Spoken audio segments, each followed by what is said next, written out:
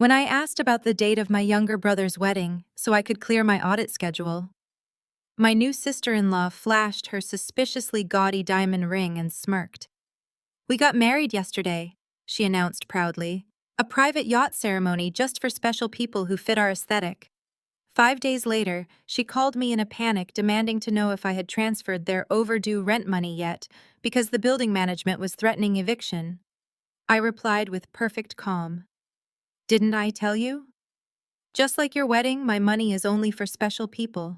My name is Naomi, 32 years old, and I am a senior forensic accountant managing high-level assets in Atlanta. Before I continue this story, let me know where you are watching from in the comments below. Hit like and subscribe if you have ever had to stand up to a toxic family who used your loyalty as a bank account while treating you like a second-class citizen. We go straight into the grand dining room of my parents' sprawling estate in the affluent suburbs of Atlanta. It was a typical Sunday dinner, which in my family meant a heavily curated production designed to maintain the illusion of absolute perfection. My father Desmond and my mother Vivian were not just regular attendees of the largest megachurch in the city.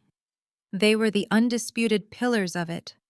They sat on the executive boards, hosted the lavish charity galas, and obsessed daily over projecting an image of flawless Black excellence.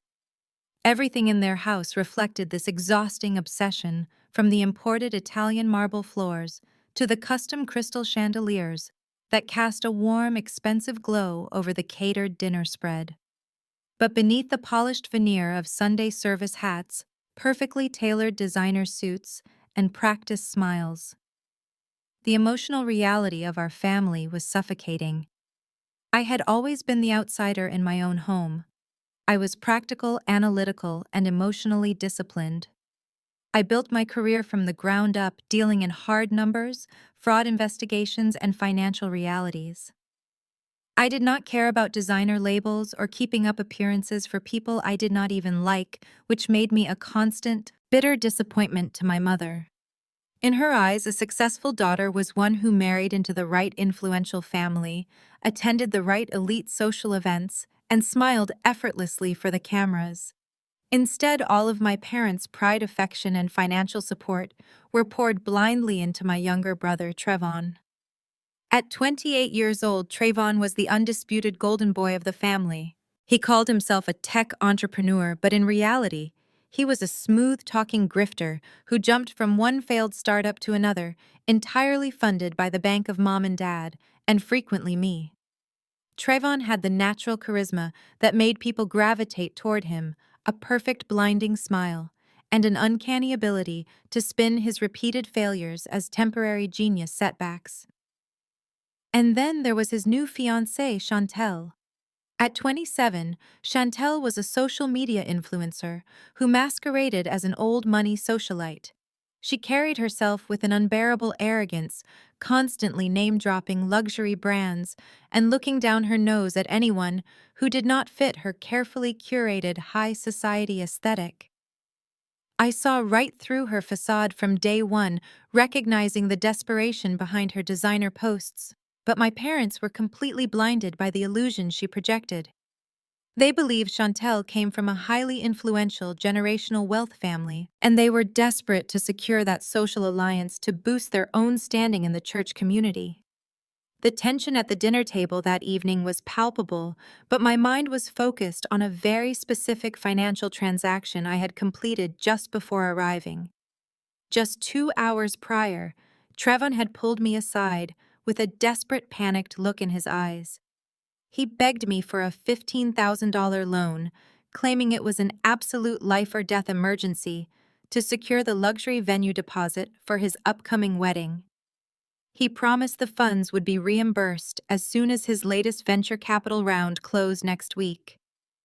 Being the older sister and despite my professional instincts screaming at me that something was wrong, I transferred the $15,000 directly into his account to save the family from the social embarrassment he claimed was imminent. Now, sitting at the long mahogany table passing the roasted asparagus and prime rib, I decided to ask about the logistics of the event I had just funded. "So, Trayvon," I said, setting my crystal glass down on the table, Now that the luxury venue deposit is officially secured, what are the actual dates for the wedding? We are entering the fourth quarter soon, and my auditing schedule at the firm is going to be incredibly brutal. I need to block out the calendar right now, so I do not have any conflicts with your big day. The clinking of silver forks against fine china suddenly stopped. A heavy, intensely uncomfortable silence descended over the sprawling dining room. Trevon suddenly looked very interested in his mashed potatoes. Avoiding my gaze completely, his jaw clenched tight. My father shifted uncomfortably in his ornate chair, suddenly coughing into his linen napkin and looking toward the kitchen. It was Chantel who broke the suffocating silence. She leaned back in her chair, a smug, triumphant smile spreading across her perfectly contoured face. She raised her left hand purposely, catching the chandelier light on a massive, suspiciously gaudy diamond ring that looked more like costume jewelry than a genuine high-grade stone. "Oh," Naomi Chantel said, her voice dripping with artificial sweetness and thick condescension. "You do not need to worry about clearing your busy little corporate schedule. We got married yesterday." I froze. The words echoed in the quiet, opulent room, ringing in my ears. Yesterday, I repeated, my voice dropping to a dangerously calm whisper. Chantel let out a light, airy laugh that grated violently against my nerves. "Yes, yesterday," she announced proudly. "We decided to have a highly exclusive private yacht ceremony on the lake. It was incredibly intimate and absolutely breathtaking.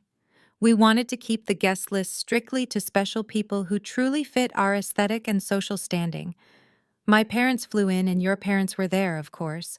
It was just a very high society vibe, you know, the kind of thing you cannot just invite anyone to." My brain, trained for years to analyze data, trace hidden funds, and detect corporate fraud, instantly connected the dots with devastating clarity. The $15,000 I had transferred just 2 hours ago was not for a future venue deposit.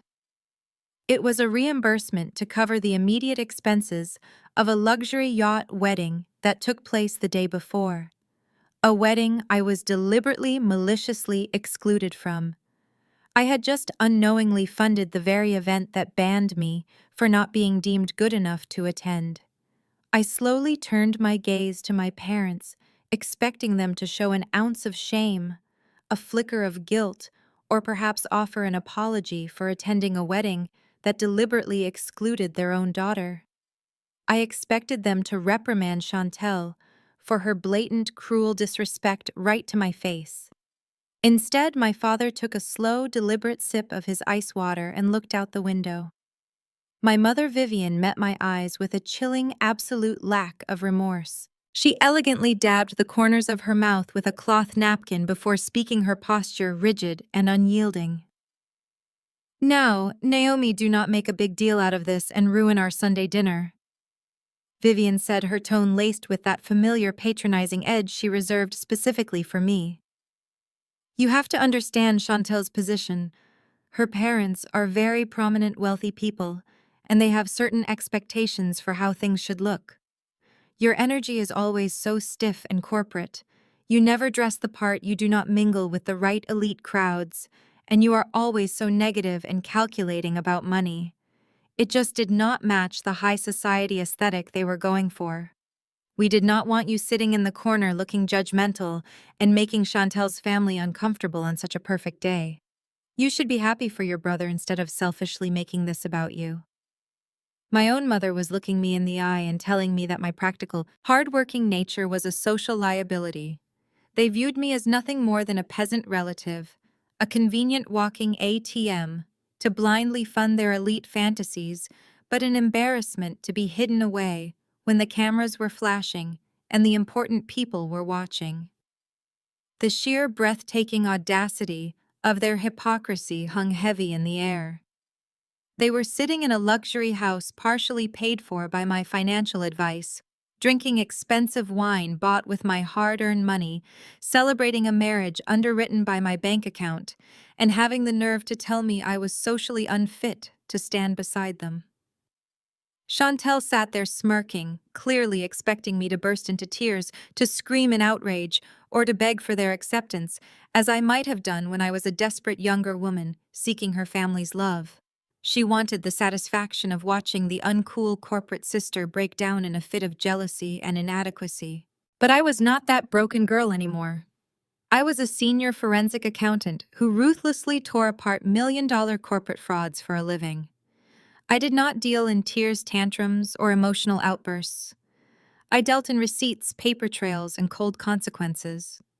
I looked around the large table at the people who were supposed to be my family, feeling the last remaining threads of familial obligation dissolve into nothingness. I did not raise my voice a single decibel. I did not shed a single tear. I simply smiled. It was a cold, bright, terrifying smile that did not reach my eyes. "I understand completely," I said, keeping my voice perfectly even and smooth. "You wanted a specific aesthetic. Congratulations to you both."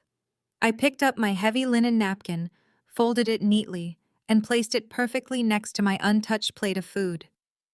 I pushed my chair back and stood up, smoothing the front of my tailored blazer. "Thank you for dinner, Mother. I think I will head home now." I walked out of the dining room, my heels clicking rhythmically and sharply against the marble floor, echoing through the grand foyer. I did not look back, not even for a second. I walked out the heavy front doors, stepped into the cool, crisp Atlanta evening air, and unlocked my sleek sports car. As I slid into the driver's seat, the absolute silence of the car wrapped around me like a protective shield. I started the engine, the low purr filling the space, but I did not put it in drive right away. My mind was completely clear, stripped of any lingering guilt or sadness. The emotional attachment to these people had just been severed permanently, leaving behind only the cold, hard logic of an investigator on a mission. They wanted to play high society games using my money. It was time to see exactly how much of their perfect, curated life actually belonged to me. I reached into my designer bag, pulled my phone out, and opened my secure corporate banking app. My forensic accountant instincts were fully awakened, and the investigation into my own family had officially begun. I sat in the driver's seat of my car, the cold leather grounding me, as the heavy doors of my parents' sprawling Atlanta estate shut behind me. I did not turn the key in the ignition right away. I did not cry, and I certainly did not reach for my phone to vent to a friend. My mind was already categorizing data, stripping away the emotional weight of my family, and treating them as subjects of a high-stakes financial audit. My forensic accountant instincts had fully taken over. I unlocked my phone and opened my secure corporate banking app, the bright screen illuminating the dark interior of my car. I needed to see the damage. I put the car in drive, the engine humming quietly, and navigated the winding suburban roads back toward the city. The drive to my sleek downtown Atlanta condo was a blur of neon city lights and rhythmic highway lines.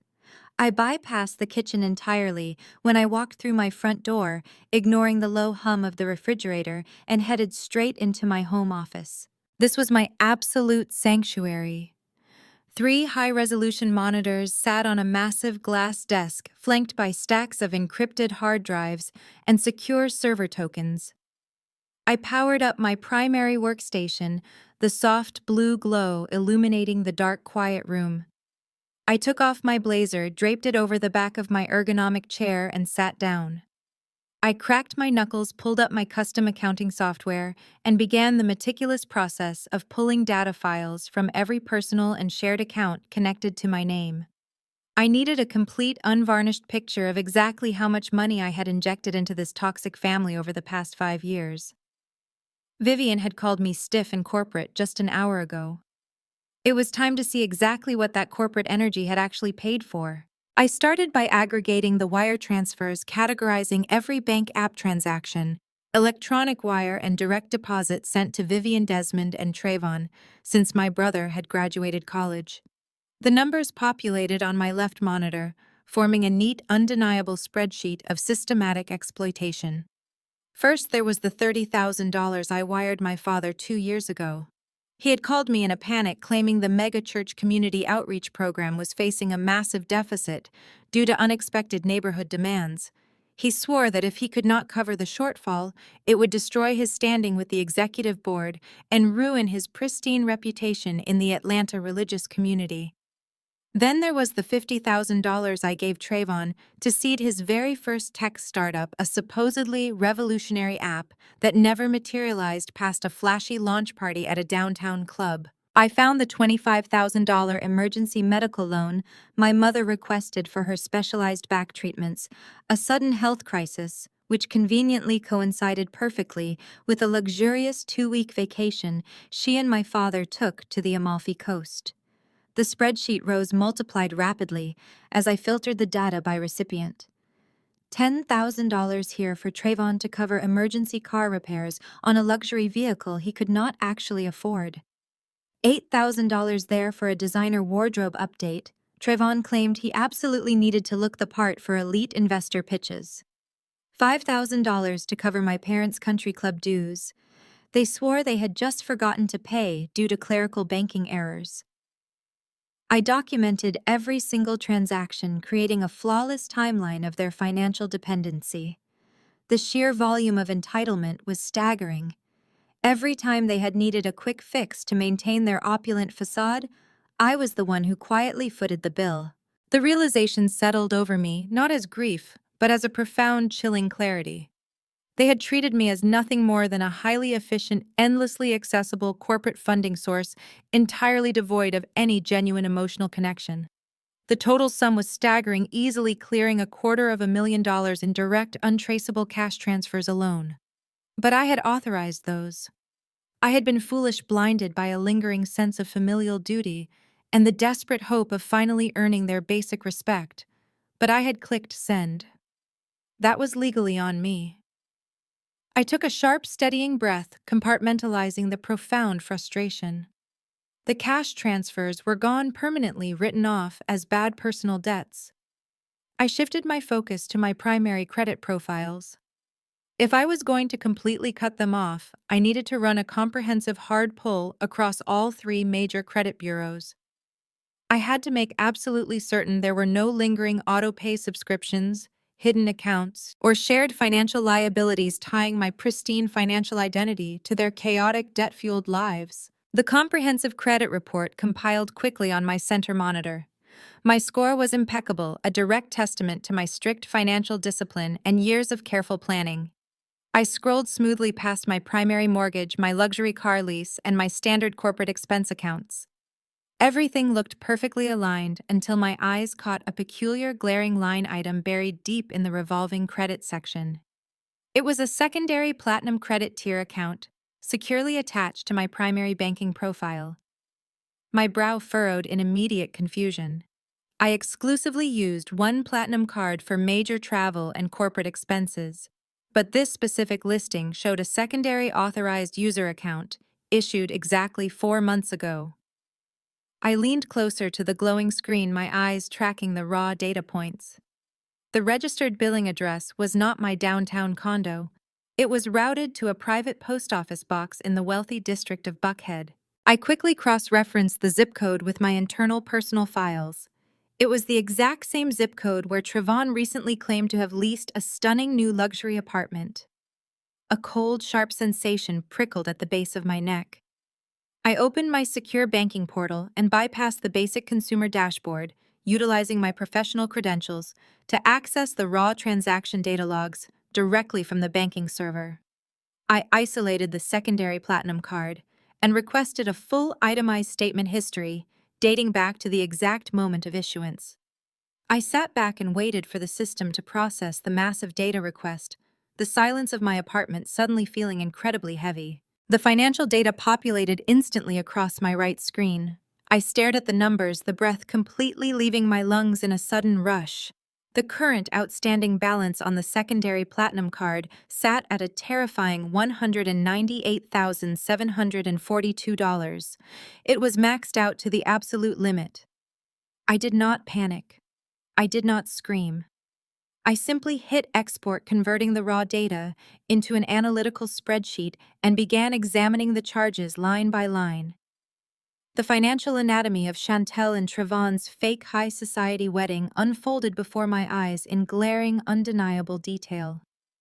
Exactly 4 months ago, an initial charge of $15,000 was processed to an elite bridal boutique in downtown Atlanta.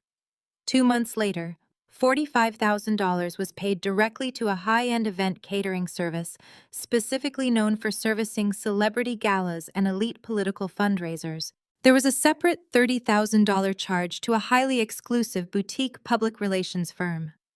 They had likely been hired to ensure the wedding photos appeared in prominent local society blogs to artificially manufacture their wealthy influencer aesthetic. Then came the final devastating blow. A single massive transaction processed just 5 days ago for $85,000, paid directly to an exclusive yacht chartering company based out of Miami but operating a luxury vessel on a nearby private lake. The remaining $23,000 were a chaotic, rapid-fire mix of designer clothing purchases, first-class flights securely booked for a future date to Paris, and massive bar tabs at VIP lounges across the city. The audacity of their spending was almost clinical in its precision. They had mapped out the ultimate elite experience, sparing absolutely no expense, secure in the knowledge that the bill would ultimately fall on my shoulders. Every single extravagant, performative detail of the wedding I had just been brutally mocked at was paid for by my pristine credit score. They had literally financed their arrogant exclusion of me using my own money. I sat in the quiet glow of my monitors, letting the sheer magnitude of the betrayal wash over me. It was brilliant in its cruelty. They knew my corporate lifestyle meant I rarely scrutinized the physical mail, and routing the physical card to a Buckhead postbox ensured I never saw a paper statement. They had weaponized my busy career against me to fund their social climbing fantasies. But the most chilling aspect of the entire scheme was not the staggering volume of the theft. It was the precise legal mechanics required to execute it. I pulled up the digital authorization forms tied to the card issuance directly from the bank database. To open a secondary platinum line with a $200,000 limit, the bank required rigid dual authentication and physical signature verification. I opened the highly encrypted scanned PDF of the original credit application. I zoomed in on the bottom right corner of the document. There, glaring back at me in high definition, was a flawless, meticulously practiced forgery of my signature. My own family had studied my handwriting to perfection. Trevon and Chantel did not just take my $15,000. They forged my signature to underwrite their entire fake Black excellence wedding. Most victims of identity theft would immediately panic, pick up their phones, and dial the standard customer service number printed on the back of their credit card. They would spend hours crying to a low-level representative, begging for a freeze, and waiting weeks for a corporate fraud department to conduct a sluggish bureaucratic investigation. But I was not a standard victim, and I certainly was not going to leave the fate of my financial identity in the hands of a retail banking call center. I am a senior forensic auditor who routinely dismantles multi-million-dollar corporate embezzlement rings before my morning espresso. I did not want to just cancel the card. I wanted absolute, unquestionable proof, and I wanted to secure the raw data before anyone realized I was inside the system. I leaned forward in my ergonomic office chair, the soft blue light from my 3 massive monitors reflecting off the glass surface of my desk. I bypassed the standard consumer banking portal entirely. Instead, I initiated a secure, highly encrypted virtual private network tunnel directly into my firm's proprietary auditing servers. From there, I utilized a back-end corporate gateway that granted me read-only access to the banking conglomerate's raw merchant processing data. It was a gray area of professional access, but considering my own name was forged on the documents, I considered it a necessary audit. My fingers flew across the mechanical keyboard, the rhythmic clacking filling the dead silence of my downtown condo. I isolated the exact moment the secondary platinum account was opened 4 months ago. I did not just want the application file, I wanted the entire digital footprint. Every single transaction processed on the internet leaves a trail of breadcrumbs, a permanent digital residue that careless people never think to cover up. I extracted the metadata embedded in the original credit application. I pulled the exact Internet Protocol addresses, the timestamps, and the device identification tags associated with the digital signature logs. The results populated on my center monitor, confirming my darkest suspicions with clinical precision. The application was not submitted from a random coffee shop or a public Wi-Fi network. The IP address resolved directly to the high-speed internet provider servicing the exact luxury Buckhead apartment complex Trayvon had recently moved into. But the data went even deeper than that. The specific hardware identifier, the media access control address, attached to the device used to forge my name, did not belong to my brother's laptop. The device logs positively identified an absolutely brand new top-tier mobile smartphone. It was the exact same highly recognizable rose gold device Chantel had been ostentatiously tapping on the dining room table all evening. Chantel had personally executed the forgery. She had sat in the comfort of a luxury apartment that I was likely subsidizing, held her rose gold phone, and carefully traced my signature onto a digital banking contract to steal $200,000 from me. I took a slow, deep breath, forcing my heart rate to remain steady. Anger was a useless emotion right now. Anger makes you sloppy. Calculation makes you dangerous. I needed to see exactly how they managed to convince high-end luxury vendors to charge a massive wedding to a third-party credit card without raising any immediate red flags. High society wedding planners and elite event coordinators usually required rigorous identity verification to prevent chargebacks on six-figure events. I needed the communication logs. I shifted my focus to my right monitor and ran a deep web search on the boutique public relations firm and the luxury event planning agency listed in the credit card transactions. Using open-source intelligence gathering tools and a few advanced database queries I typically reserved for corporate espionage cases, I mapped out the digital infrastructure of the wedding planner's business. They were using a popular but notoriously unsecured third-party invoicing and client communication portal. It took me less than 12 minutes to bypass their weak administrative firewall and gain full access to the back-end communication logs. I downloaded the entire master folder labeled The Ultimate Black Excellence Wedding. I opened the primary email thread, my eyes scanning the hundreds of messages exchanged between the wedding planner Trayvon and Chantel over the last 4 months. I read through the arrogant demands for imported white orchids, the custom monogrammed silk napkins, the drone photography teams, and the private chef tasting menus. It was a sickening display of unearned entitlement. Then I found the exact exchange I was looking for. 2 weeks before the wedding, the lead event planner had sent an urgent email to Chantel. The planner noted that the primary name on the Platinum credit card being used to fund the yacht charter and the catering did not match the names of the bride or groom. The planner politely requested a formal authorization form and a photocopy of the cardholder's identification to comply with their fraud prevention policies. Chantel's response, sent just 20 minutes later, was documented in cold, undeniable text. "Do not worry about the primary account holder," Chantel wrote. "That is just Trayvon's older sister. She is a stiff, boring corporate drone who practically lives in a cubicle. She is our clueless cash cow. We handle all her personal finances because she is simply too busy and too socially inept to care about luxury events. Just send me the authorization form and I will have her sign it tonight. Run the card for the full $85,000 for the yacht. She will not even notice the charge until next year." Trayvon had been copied on the email. His only response was a crying laughing emoji and a brief message saying, "Make sure you charge the premium open bar package to her card too. She owes us for being so embarrassing at Thanksgiving." I stopped reading. The sheer depth of the malice radiated from the screen, chilling me to the bone. They did not just opportunistically use my credit in a moment of desperation. They actively, aggressively despised me.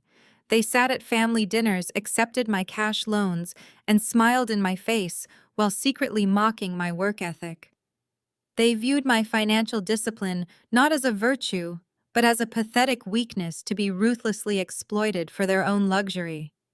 They had constructed this massive life-ruining financial anchor around my neck, fully intending to let me drown in the debt while they posted heavily filtered photos of their fake wealth on social media. A lesser woman might have broken down. A lesser woman might have driven straight back to that sprawling estate and screamed until her lungs gave out. But as I sat there in the glow of the monitors, I felt an absolute terrifying calm wash over me.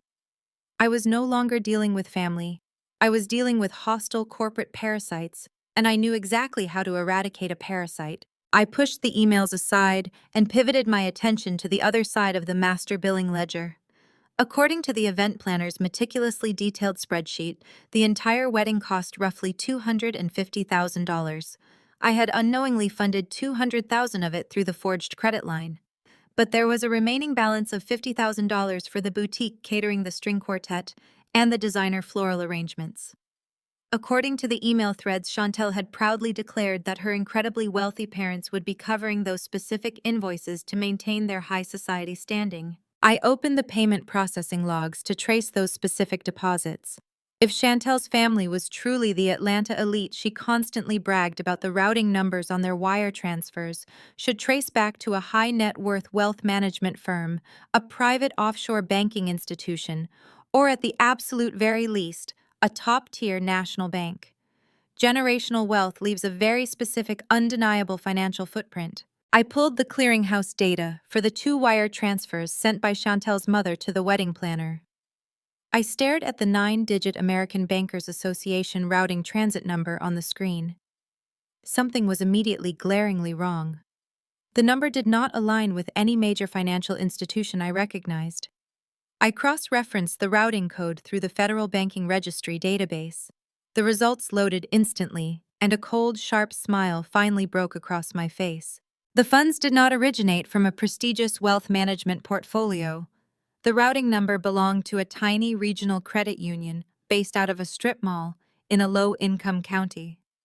It was an institution notoriously known for issuing high-interest subprime payday loans and title loans to desperate consumers. It was the exact kind of predatory lending bank you only used when traditional financial institutions flatly refused to look at your ruined credit score. A family with true old money, a family of prominent socialites, would never under any circumstances possess a primary checking account at a subprime payday loan center. The entire foundation of Chantel's arrogant, elitist persona was a massive, carefully constructed lie. If her parents were actually broke and relying on predatory loans to fund a fraction of a wedding, then this entire aesthetic was a house of cards. They were broke grifters using each other for clout and using my stolen credit to fund their shared illusion. I leaned back in my chair, interlacing my fingers. I needed to know exactly who I was dealing with before I dismantled their lives. I opened a fresh, fully encrypted terminal window, bypassed the standard public records searches, and decided to run a full, unrestricted forensic background check on my brand new sister-in-law. I typed Chantel's full legal name into my firm's proprietary background screening database. I needed to peel back the heavy layers of Instagram filters and high society posturing to expose the actual financial architecture of her life. I started with her parents. Chantel had spent the last 2 years casually name-dropping her father's supposed real estate empire and her mother's philanthropic galas. At Sunday dinners, my parents would listen with rapt attention, practically salivating over the elite connections they believed they were absorbing by association. I ran their social security numbers through the federal tax registry. The results populated on my left monitor in stark, unforgiving black and white text. There was no real estate empire. There were no philanthropic galas. Instead, I found a horrific, undeniable trail of total financial ruin. The screen lit up with active federal tax liens totaling over $400,000. The IRS had been aggressively garnishing what little income they had managed to scrape together for the past 3 years. I pulled their property records. The supposed sprawling family estate they bragged about was actually a heavily mortgaged mid-sized home that was currently in active pre-foreclosure. The bank was literally weeks away from seizing the property and putting padlocks on the doors. Just 2 months ago, they had filed for Chapter 13 bankruptcy in a desperate, frantic bid to delay the inevitable. These were not elite generational wealth socialites. They were drowning in insurmountable debt, frantically treading water while pretending to own the ocean. Next, I turned my attention to Chantel herself. I opened a separate browser window and pulled up her public social media accounts, cross-referencing her flawless, curated aesthetic with her actual financial footprint. On Instagram, she was the picture of unbothered luxury. She posted daily photos posing with $30,000 Birkin bags, sipping expensive champagne in first-class cabins, and attending exclusive polo matches. She regularly hashtagged her posts with phrases about generational wealth and elite living. The financial reality running on my right monitor was pathetic. The designer bags were leased through a luxury rental subscription service billed monthly to a high-interest credit card. Those glamorous first-class cabin photos were taken at a well-known photography studio in downtown Atlanta that specifically rented out a fake Gulfstream airplane set by the hour for desperate influencers wanting to fake a jet-setting lifestyle. I traced her banking history and found 6 separate credit cards registered in her name. Every single one of them was pushed to the absolute maximum limit, bleeding with exorbitant interest rates and flagged for severe delinquency. She had not made a minimum payment in 4 months. Chantel was not a wealthy heiress. She was a broke, desperate grifter playing a high-stakes game of smoke and mirrors, desperately searching for a wealthy mark to rescue her from her family's impending financial collapse. And she thought she had found that ultimate rescue in my brother. I shifted my focus to Trevon. He had spent the entire Sunday dinner boasting about his latest tech startup securing massive venture capital funding. He walked around the megachurch, shaking hands like a young, brilliant CEO, soaking in the admiration of the congregation. My parents paraded him around like a trophy, introducing him to local politicians and wealthy business owners. I opened the Georgia Secretary of State corporate registry and pulled the filings for his highly publicized tech company. The business was registered as a standard limited liability company. It had a sleek logo and a beautifully designed landing page full of corporate buzzwords.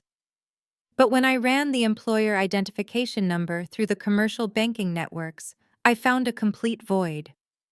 There was absolutely zero registered revenue. There were no active payroll accounts, no pending venture capital wires, and no legitimate business activity whatsoever. The corporate bank account attached to his supposedly booming tech empire had a current available balance of exactly $42.16.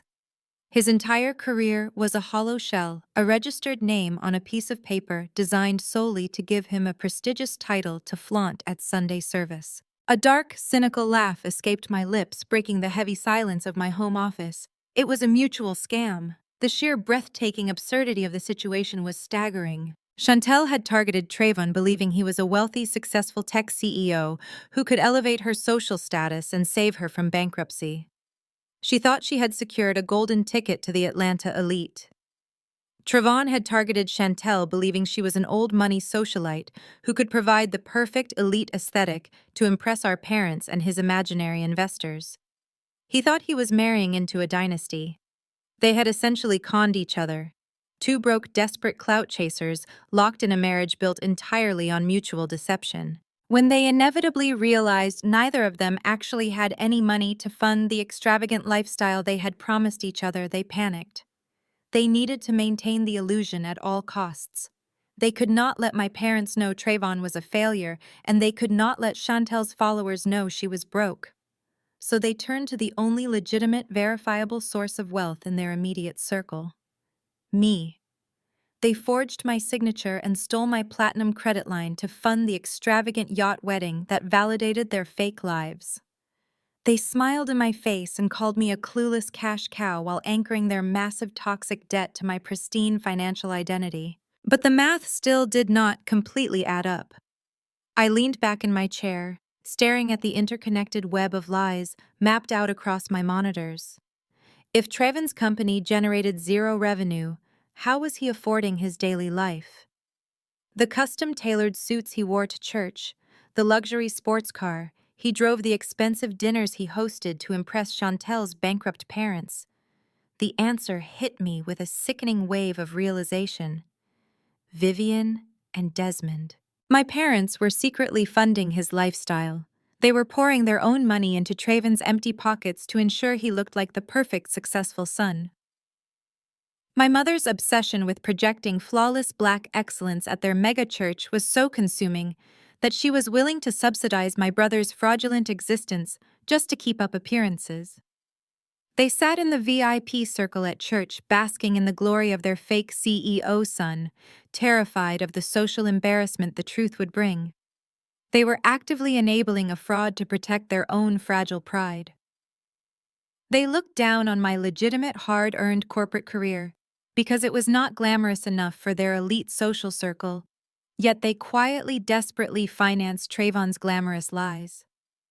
They excluded me from the wedding because my factual, realistic presence threatened the delicate fantasy world they had all built together. I sat there, the blue light of the screens reflecting in my eyes, feeling absolutely nothing for these people anymore. My family was a hollow shell of performative wealth entirely dependent on my silence and my bank account to survive. But my forensic mind caught on a single glaring discrepancy. A loose thread that threatened to unravel an even darker, much more dangerous secret: the luxury penthouse in Buckhead. I knew the exact residential building Trayvon had just moved into. It was an ultra-exclusive, high-security high-rise reserved for professional athletes, top-tier corporate executives, and legitimate millionaires. The building featured private elevator access, a rooftop infinity pool, and a dedicated concierge service. The absolute cheapest unit in that building leased for $12,000 a month. Corporate management companies handling properties of that caliber do not accept fake Instagram followers or empty LLC documents as proof of income. They operate with ruthless financial scrutiny. They require rigorous background checks, verified tax returns, proof of liquid assets, and massive security deposits. If Trayvon had zero corporate revenue and Chantel was dodging collection agencies and my stolen credit card was already maxed out on their fake wedding, how in the world did they pass the financial screening to secure that penthouse lease? It was physically impossible for either of them to be approved. Trayvon's bank account held less than $50. Chantel's credit score was a glowing red hazard sign. Even with my parents subsidizing Trayvon's suits and car payments, Vivian and Desmond did not have the liquid capital to casually drop $12,000 a month on a secondary residence without triggering massive flags in their own finances. There was another piece to this puzzle: a massive influx of collateral that I had not yet uncovered. Someone with impeccable credit and substantial verified assets had to have signed the guarantor documents to bypass the property management's financial security checks. My fingers moved back to the keyboard, my eyes narrowing with intense predatory focus. I needed to see the exact lease agreement. I bypassed the standard public property searches. I opened a secure backdoor channel and hacked directly into the commercial real estate registry for that specific Buckhead high-rise. The system prompted me for clearance, and I utilized a set of elite corporate auditing credentials to force my way past the firewall. I was going to find out exactly whose name was legally anchoring that $12,000 a month penthouse. The high-security servers of the Buckhead property management conglomerate were surprisingly easy to breach if you knew exactly where the administrative vulnerabilities were hidden. I did not need to hack into their main consumer-facing website. I went straight for the third-party commercial vetting software they use to screen high-net-worth tenants. My fingers moved across the mechanical keyboard with practiced, ruthless precision. I inputted my elite corporate auditing credentials, bypassing the initial firewall, and slipped directly into their private document repository. I isolated the property address for the luxury high-rise and filtered the active tenant list by Trayvon's last name. The system lagged for a fraction of a second before retrieving a massive, highly encrypted PDF file containing a 70-page lease agreement and all its accompanying financial disclosures. I downloaded the file, dragged it onto my center monitor, and began dissecting the documentation that allowed my unemployed brother to live like a king. The lease was for the penthouse suite on the 42nd floor, an opulent, sprawling unit boasting panoramic views of the Atlanta skyline, private elevator access, and a dedicated concierge. The base rent was exactly $12,500 a month. With luxury building fees, reserved parking for 2 vehicles, and premium utilities, the monthly liability pushed past $14,000. Trayvon had signed a standard 12-month lease, legally committing to a staggering $168,000 in rent alone. I scrolled down to the income verification section, fully expecting to see a fabricated document, but the sheer arrogance of what Trayvon had submitted made me let out a sharp, incredulous breath. He had provided a forged employment verification letter, listing himself as the chief executive officer of his shell company, claiming an annual base salary of $350,000. He had even submitted doctored bank statements, likely using basic photo editing software, to add extra zeros to his pathetic checking account balance. But property management companies handling luxury real estate do not simply take a flashy title and a printed piece of paper at face value. They run deep, comprehensive background checks. They require verified liquid assets, and when a young, unproven tenant with a questionable credit history tries to secure a penthouse, they demand an ironclad guarantor, someone whose verified wealth can legally cover the entire lease if the primary tenant defaults. I bypassed the standard lease terms and jumped straight to the final 20 pages of the document, the guarantor addendum. I needed to see exactly who was subsidizing this delusion. The digital signatures at the bottom of the page were verified, time-stamped, and legally binding. Desmond and Vivian. My parents had co-signed the lease. They had legally anchored themselves to Trayvon's massive financial liability. I leaned back in my chair, staring at their signatures. It did not make logical sense. I knew my parents' financial situation intimately. While they projected an image of immense wealth at their megachurch, their actual liquid capital was entirely tied up in their suburban estate and their performative charitable donations. They drove leased luxury cars and wore designer clothes, but they lived month to month, highly dependent on Desmond's church salary and Vivian's occasional real estate commissions. They absolutely did not possess the required liquid assets to qualify as guarantors for a $168,000 lease liability. The property management company would have rejected their application outright unless they had pledged something massive, something completely unencumbered by debt, as direct collateral. I highlighted the collateral verification section of the guarantor agreement and expanded the text. The property management company required the guarantors to list a verified, highly liquid financial asset that could be legally seized in the event of an eviction or default. My eyes tracked across the screen, scanning the account routing numbers and the institutional banking codes listed by my parents. The blood instantly drained from my face and a heavy, suffocating silence descended over my home office. The account number listed as collateral was not a standard checking or savings account. It was the routing number for a highly restricted, high-yield, irrevocable trust fund managed by an elite private wealth firm. I did not need to run a secondary search to identify who owned that specific account. I knew the exact balance to the penny. I knew the routing number by heart. It was my emergency trust fund. 5 years ago, my father had suffered a mild heart attack. The medical scare had sent a shockwave of panic through our family. Realizing that my parents had spent their entire lives prioritizing their social image over basic retirement planning, I had quietly taken it upon myself to ensure they would never face poverty in their old age. I had taken $300,000 of my own hard-earned corporate bonuses money I had sacrificed nights, weekends, and holidays to earn and locked it into a high-yield trust. I made myself the sole primary trustee. I established rigid legal parameters dictating that the funds could only be accessed for catastrophic medical emergencies or late-stage retirement care for Vivian and Desmond. It was the ultimate act of silent, thankless daughterly love. I had built a financial fortress to protect the very people who constantly told me I was not good enough. And now, staring at the glowing screen, I saw exactly how they had repaid that loyalty. To use an irrevocable trust as collateral for a commercial real estate lease, the property management company requires explicit notarized authorization from the primary trustee. My parents could not simply list the account number.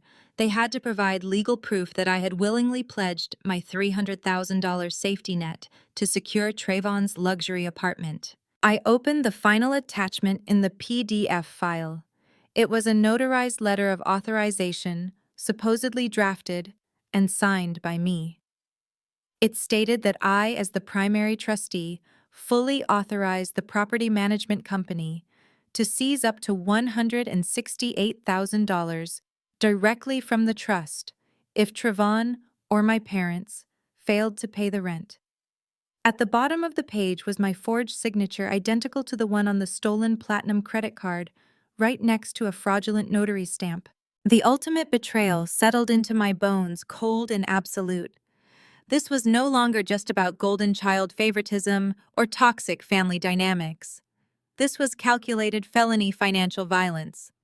My own parents, the esteemed untouchable pillars of their elite Atlanta megachurch, the people who stood at the pulpit every Sunday and preached about integrity, honesty, and black excellence, had knowingly committed severe wire fraud and identity theft against their own daughter. They had looked at the $300,000 I had bled to save for their future medical care, and they had decided that Trayvon's fake CEO image was more important. They risked my entire financial stability, my legal standing, and my hard-earned wealth, all to ensure their grifter son could impress a bankrupt fake socialite from Instagram. They were willing to let my emergency trust fund be completely drained by corporate landlords just so Trayvon could throw VIP parties on a rooftop in Buckhead. I thought back to the dinner table just hours ago. I remembered my mother casually sipping her imported wine, looking down her nose at me and calling me stiff corporate and calculating about money. She had accused me of lacking the proper high society aesthetic. She had told me I would have embarrassed Chantel's wealthy parents. She sat there draped in the armor of a devoted, holy matriarch, fully knowing she had forged my signature to risk my entire life savings. My father had sat there silently eating his prime rib, playing the role of the dignified patriarch, fully complicit in the complete destruction of my financial safety net. They did not just exclude me from a yacht wedding, they actively maliciously sold me out to fund the very illusion that kept me excluded. They despised me, but they felt entirely entitled to my wealth. I was not a daughter to them. I was collateral damage in their desperate, pathetic war for social validation. A terrifying, serene clarity washed away any lingering shock or disbelief. The familial bond, whatever frayed, pathetic remnants of it, had survived. The dinner completely evaporated. There would be no tearful phone calls demanding an explanation. There would be no dramatic, screaming confrontations at the family estate. I was not going to give them the satisfaction of painting me as the angry, jealous, unstable sister.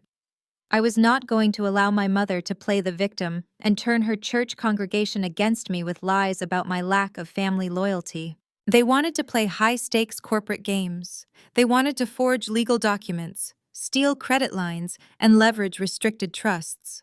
They had invited a senior forensic auditor into a financial war, completely underestimating the monster they had just unleashed. I closed the PDF files and opened a fresh encrypted terminal on my center monitor.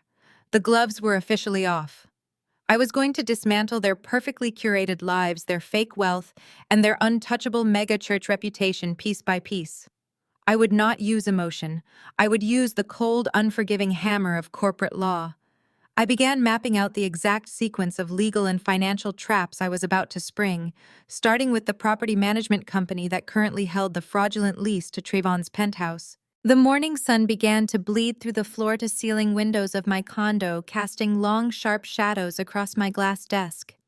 I had not slept a single minute yet. My mind was operating with a terrifying, hyper-focused clarity. I sat completely still, staring at the digital signatures of my parents on the guarantor documents. Vivian and Desmond had essentially signed away my entire future to subsidize Trayvon's temporary illusion of wealth. Standard protocol for any victim of identity theft and financial fraud would be to immediately contact the banking authorities, freeze all affected accounts, and initiate a massive police investigation. I could easily dial the fraud department, flag the secondary platinum card, and report the forged lease to the authorities. That action would instantly sever my financial liability and trigger a chaotic wave of automated alerts to Trevon and Chantel. They would panic, my parents would scramble to hire defense attorneys, and Vivian would undoubtedly spin a masterful, tearful narrative to her mega-church congregation about a misunderstanding blown out of proportion by her vindictive corporate daughter. A standard cancellation would allow them to scatter. It would give them room to maneuver to play the victim and to escape the absolute crushing weight of what they had done. I refused to let that happen. I did not want to merely cancel the card or void the lease. I wanted total suffocating control over their entire reality. I wanted to hold the keys to their fake kingdom before I burned it to the ground. I closed the PDF containing my forged signature and shifted my attention to the corporate ownership structure of the Buckhead penthouse. The property management company listed on the lease was a subsidiary of Vanguard Horizon Properties. I read the name on my screen, and a tight, humorless smile touched my lips. Vanguard Horizon was a massive commercial real estate conglomerate that dominated the luxury residential market across the southeastern United States. More importantly, they were an entity I knew intimately. Just 2 years ago, Vanguard Horizon had faced a catastrophic, highly sensitive federal audit. A rogue regional director had been aggressively cooking the books, hiding millions of dollars in toxic liabilities and fraudulent vendor contracts across several of their flagship luxury developments. The federal regulators had been circling, preparing to gut the entire conglomerate with fines that would have triggered an immediate corporate bankruptcy. My forensic accounting firm had been quietly retained to excise the rot before the federal hammers fell. I was the lead auditor assigned to that specific high-stakes case. I personally spent 4 grueling months untangling their corrupted financial web, restructuring their regional debt, and shielding Vanguard from total public annihilation. On the final day of the audit, their chief operating officer, a ruthless old-school corporate titan named Marcus Sterling, had shaken my hand in a heavily secured, soundproofed boardroom. He looked me dead in the eye and explicitly stated that he owed me a blood debt for saving his empire. In the elite tiers of corporate finance, a blood debt is not a casual pleasantry. It is a blank check waiting to be cashed. It was time to collect. I glanced at the digital clock on my monitor. It was exactly 7 in the morning.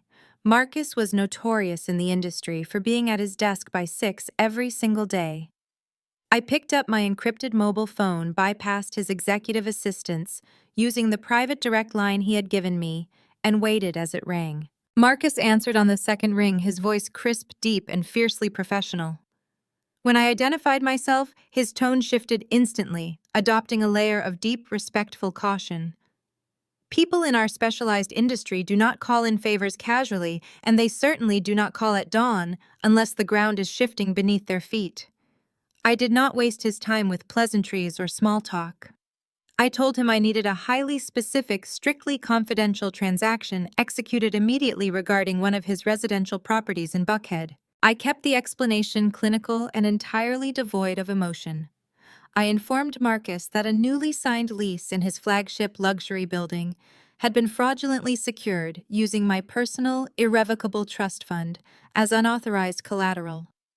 I explained that the primary tenants were engaged in active financial fraud, utilizing forged documentation to bypass his property management screening protocols. Marcus was silent for a long moment, processing the severe legal liability his firm now faced by holding a fraudulent contract tied to my name. He immediately apologized for the oversight and offered to dispatch his corporate legal team to void the lease and have the tenants physically evicted by noon. He promised to erase the contract from their systems as if it never existed, but I stopped him. I told Marcus that an eviction was entirely too simple. An eviction was a mere slap on the wrist that would send them packing to another luxury building to run the exact same scam. I did not want Vanguard to void the lease. I wanted to purchase the liability outright. I instructed Marcus that I wanted my private anonymous holding company to quietly buy out the management rights and the specific debt portfolio attached to Trayvon's lease. I wanted Vanguard to legally assign the entirety of that 12-month, $168,000 contract directly to my corporate entity. I offered to pay a premium to acquire the debt, assuming full administrative and legal control of the unit's lease. I wanted to become the exclusive holder of the paper. Marcus hesitated, the silence stretching across the line. He noted that buying out a single residential leasehold debt was an incredibly unusual request, a maneuver typically reserved for massive commercial acquisitions, not individual apartment units. I did not argue. I simply reminded him of the $90 million in federal penalties and the catastrophic public relations nightmare I had shielded his firm from during the audit. I gently suggested that executing this transfer was the exact price of balancing his ledger with me. The hesitation vanished instantly. Corporate titans understand leverage better than anyone. He told me he would have his general counsel draft the assignment documents and non-disclosure agreements within the hour. I hung up the phone and opened my corporate registry portal. I quickly activated a dormant limited liability company I kept on retainer for private investments. I named it Obsidian Holdings, LLC, ensuring my personal name was buried beneath layers of registered agent protections. No one searching the public tax records would ever be able to trace Obsidian Holdings back to my primary downtown address. Exactly 47 minutes later, the digital paperwork arrived in my secure encrypted inbox. Vanguard Horizon was executing a silent, immediate transfer of all leaseholder rights for Penthouse 42A. To Trayvon Chantel and my enabling parents, absolutely nothing would change on the surface. Trayvon would still swipe his key fob in the lobby, ride the private elevator to the top floor, and post arrogant videos from the rooftop infinity pool. He would still believe he was untouchable. But legally, Vanguard was no longer their landlord. Obsidian Holdings was. I meticulously reviewed the assignment contract line by line. The legal verbiage transferred all enforcement rights, eviction authority, default penalties, and debt collection powers directly to my corporate entity. It also explicitly transferred the legal claim to the collateral. If the lease defaulted, Obsidian Holdings held the exclusive right to execute the seizure of the guarantor assets. I was effectively taking control of the very trap my parents had set for me. I routed the purchase funds through an untraceable corporate clearing account, digitally signed the transfer documents with my verified security token, and wired the payment directly to Vanguard's escrow account. I sat back in my ergonomic chair and watched the processing screen load. A green confirmation banner illuminated my center monitor. The transaction was complete. The digital ink was dry, binding them to me in a web of corporate law that they could not charm or pray their way out of. The sheer magnitude of the power shift settled over me. Trayvon and Chantel were currently sleeping in a custom California king bed they could not actually afford inside a sprawling penthouse. They had fraudulently secured, completely unaware that the concrete floor beneath them had just evaporated. My parents had illegally leveraged my entire future to give their golden grifter son a kingdom, and I had just bought the kingdom out from under them. I was no longer merely a victim of a forged lease or a stolen credit card. I was legally Trayvon and Chantel's landlord. I held the absolute primary debt on their entire fraudulent existence. If they missed a rent payment by a single hour, if they violated a single clause in that 70-page contract, I had the unilateral legal authority to lock them out, seize their assets, and publicly ruin them without relying on a third-party property manager to take action. I held their shelter, their fake clout, and their financial future in the palm of my hand. The real estate trap was perfectly set and fully armed. Now I needed to pivot my attention to the other half of their financial destruction. The secondary platinum credit card that Chantel was currently using to fund her extravagant, fake high society life. I could not simply let her continue racking up charges, but freezing the account abruptly would alert her too soon. I needed to let her keep spending, let her keep believing she had an endless supply of my money while I systematically dismantled her safety nets. I reached for my coffee, taking a slow sip as I pulled up the banking portal. It was time to audit the wedding vendors and ensure Chantel's fake elite lifestyle became a permanent, inescapable prison. I closed the Vanguard Horizon real estate portal and opened the direct encrypted interface for the banking conglomerate that issued the secondary platinum card. Standard operating procedure for consumer fraud dictates that the bank conducts a 30-day review temporarily crediting the account while investigators send polite letters to the merchants. That bureaucratic timeline was unacceptable. I needed immediate catastrophic financial trauma. I utilized my corporate credentials to bypass the consumer queue and patched directly into the bank's elite Tier 1 fraud division. This department handled massive corporate embezzlement and syndicated identity theft. I did not speak to a customer service representative. I routed my call directly to a senior fraud investigator I had previously collaborated with during a federal money laundering audit 2 years ago. I explained the situation with clinical, dispassionate precision. I transmitted the data packet I had compiled, the Buckhead IP addresses, the device identification tags from Chantel's rose gold smartphone, the metadata proving the signature was rendered digitally, and the undeniable fact that the secondary user had actively forged my authorization. I formally invoked the federal statutes for wire fraud and aggravated identity theft.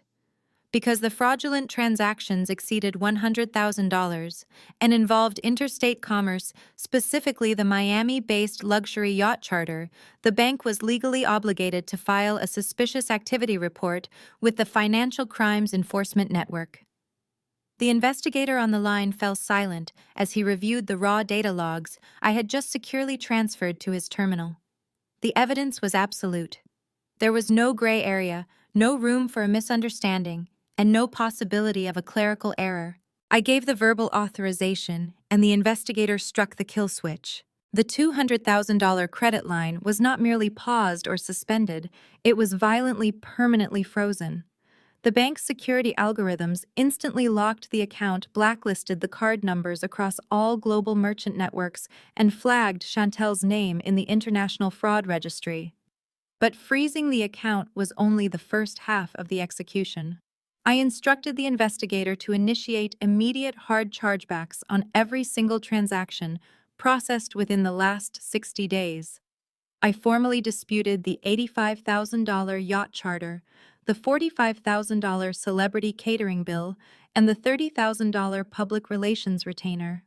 I flagged every designer clothing purchase, every first-class flight to Paris, and every VIP lounge bar tab as unauthorized fraudulent theft. The banking system's automated clearinghouse operates with ruthless efficiency. Within seconds of my directive, the bank began electronically clawing back the funds directly from the merchants' commercial accounts. The money I had unknowingly paid to the elite wedding vendors was suddenly and forcefully ripped right back out of their hands. I thanked the investigator, terminated the call, and pulled up my live transaction monitoring dashboard. I poured myself a fresh cup of black coffee, leaned back in my chair, and waited for the digital shockwaves to hit the physical world. I did not have to wait long. At exactly 11:14 in the morning, a live authorization request flashed across my right monitor in bright yellow text.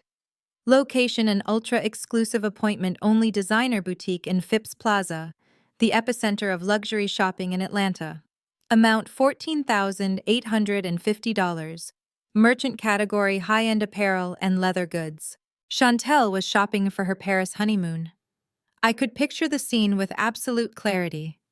She was likely lounging on a plush velvet sofa in a private VIP fitting room, sipping complimentary sparkling water, while eager sales associates wrapped up thousands of dollars worth of silk resort wear, designer luggage, and excessive accessories. She was playing the role of the exhausted wealthy newlywed, preparing for her European getaway.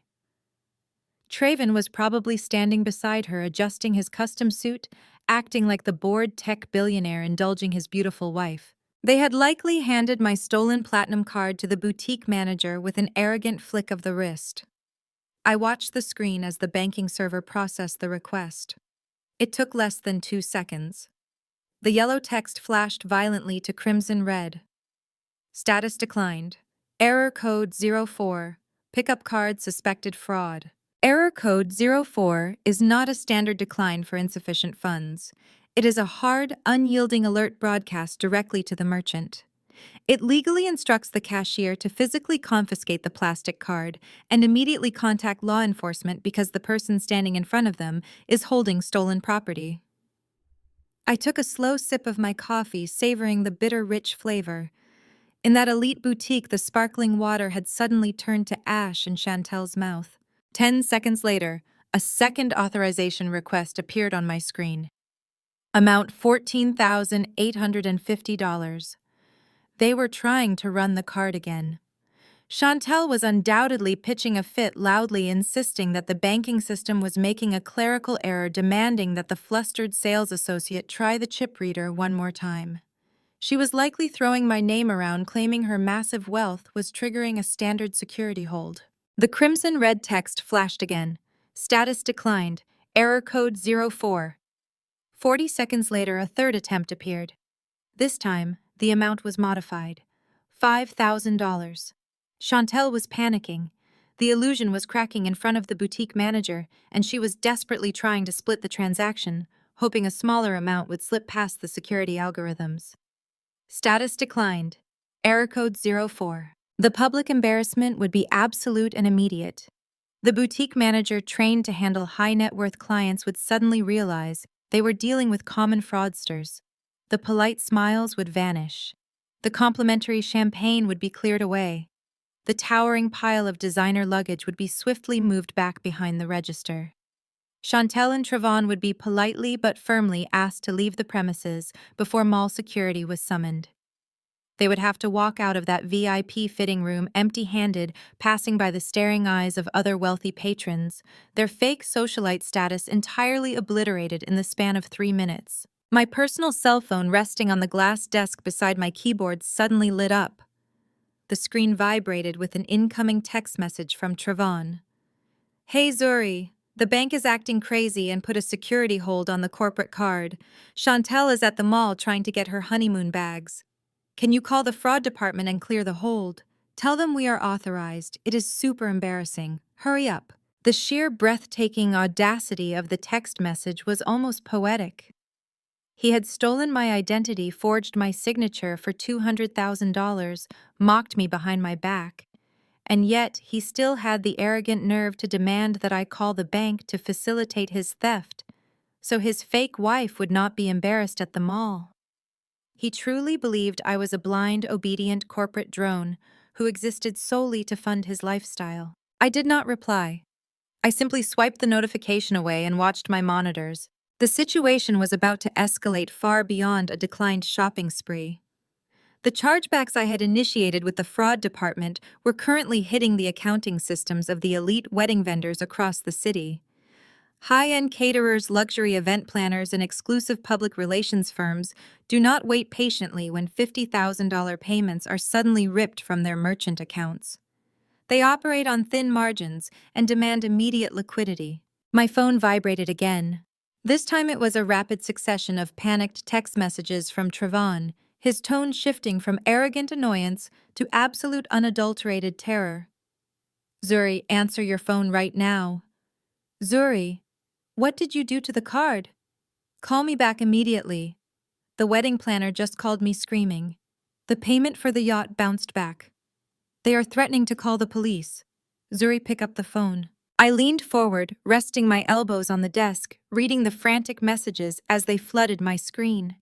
The dominoes were falling exactly as I had calculated. The luxury yacht charter company in Miami had just received an automated alert that their $85,000 invoice was flagged for active wire fraud.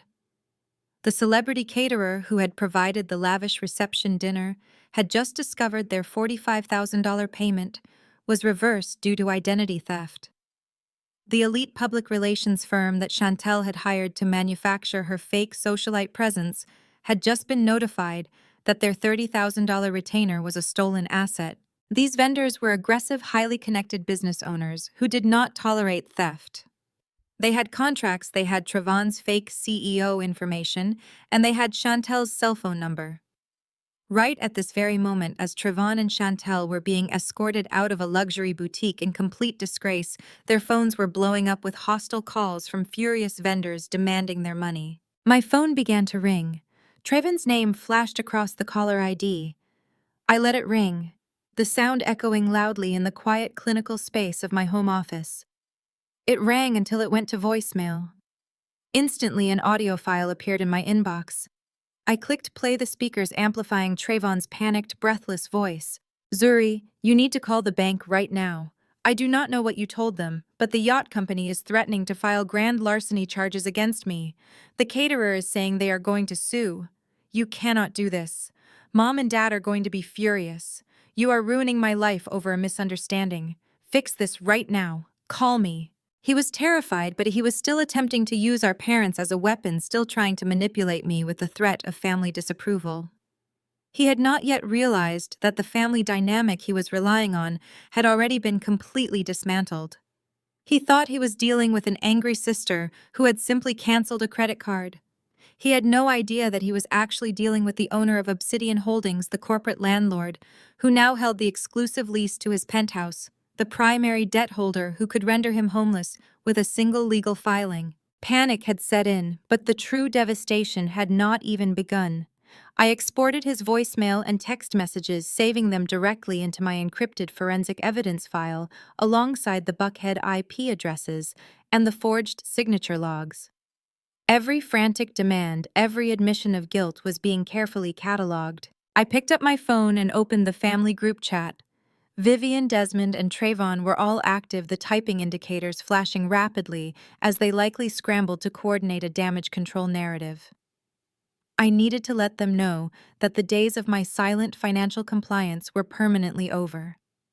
I drafted a single, concise message completely devoid of emotion or familial warmth. The Platinum account has been permanently closed due to verified wire fraud and identity theft. All unauthorized transactions have been reversed. Federal authorities have been notified of the digital forgery originating from the Buckhead IP address. Do not contact me again regarding this matter. I hit send. I did not wait for the inevitable explosion of calls and text messages that would follow. I placed my phone on silent, turned it face down on the glass desk, and looked back at my monitors.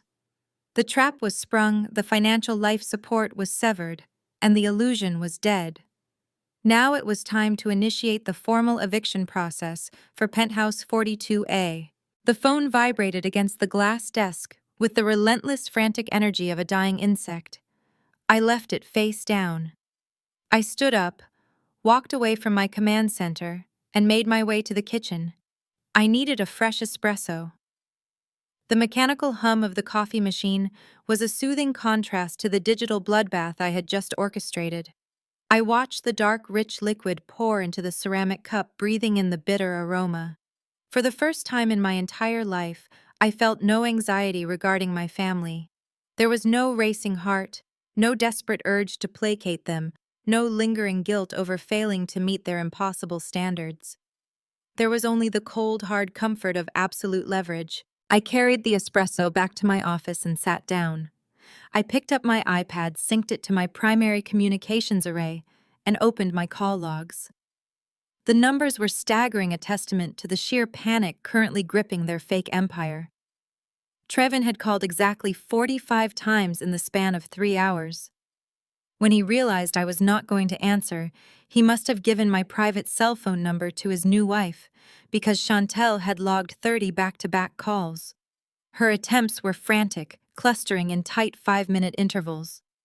Finally, my parents had weighed in. Vivian and Desmond had called a combined 20 times, alternating between their individual devices and the main line at their suburban estate. 95 missed calls, 95 desperate attempts to regain control. I did not answer a single one. I went absolutely ghost. In the high-stakes world of corporate audits, silence is the most devastating weapon you can deploy against a fraudster. When you cut off communication, you deny them the ability to spin their narrative. You deny them the opportunity to gaslight, to negotiate, or to charm their way out of the consequences. By refusing to engage, I was locking them inside their own escalating terror. They had no idea what I had done, or where the next blow would come from. They only knew that the money was gone and the walls were closing in. I took a slow sip of my espresso and pulled up my secondary monitor. I logged into a dummy social media account I used for corporate background checks and navigated straight to Chantel's Instagram page.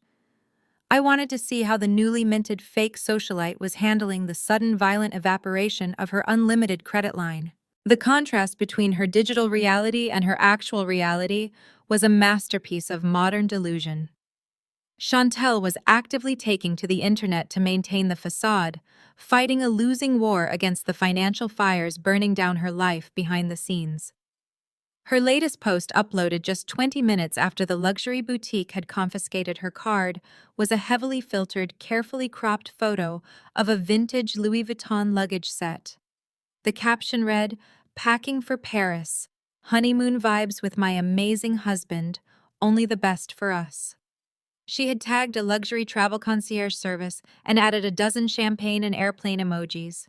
I scrolled down my iPad, pulling up the live fraud alerts directly adjacent to her social media feed. The reality was stark and unforgiving.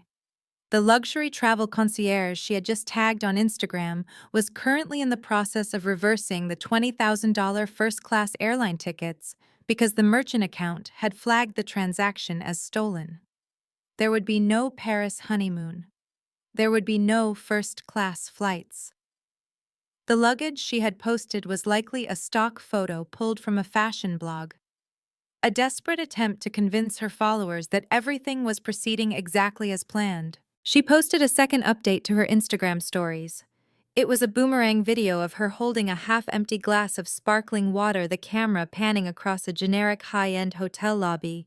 The text overlay read, "Exhausted from shopping but so blessed." I checked the timestamp. It was an old video. I recognized the lobby from a local Atlanta hotel where she had stayed during the wedding prep.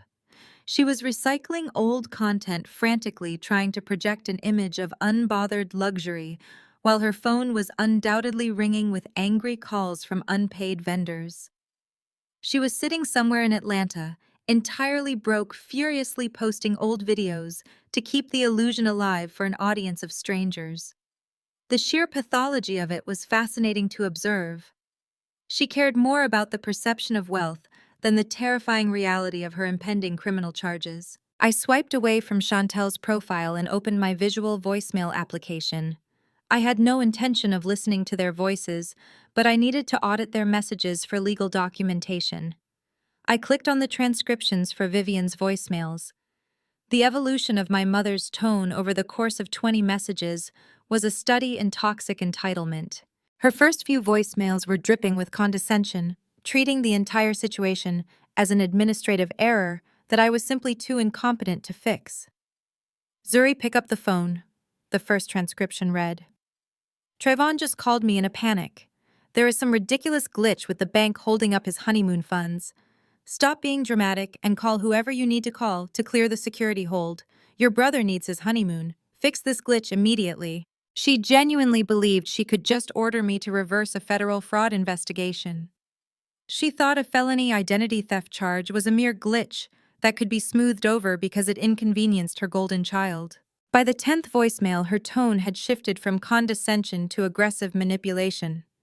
"Zuri, this tantrum of yours is completely unacceptable," the text read on my screen. "You are embarrassing this family. Chantel is in tears. You are ruining their first week of marriage over a petty misunderstanding about a credit card. Your father and I expect you to act like an adult, turn the card back on, and apologize to your brother. Stop being so selfish."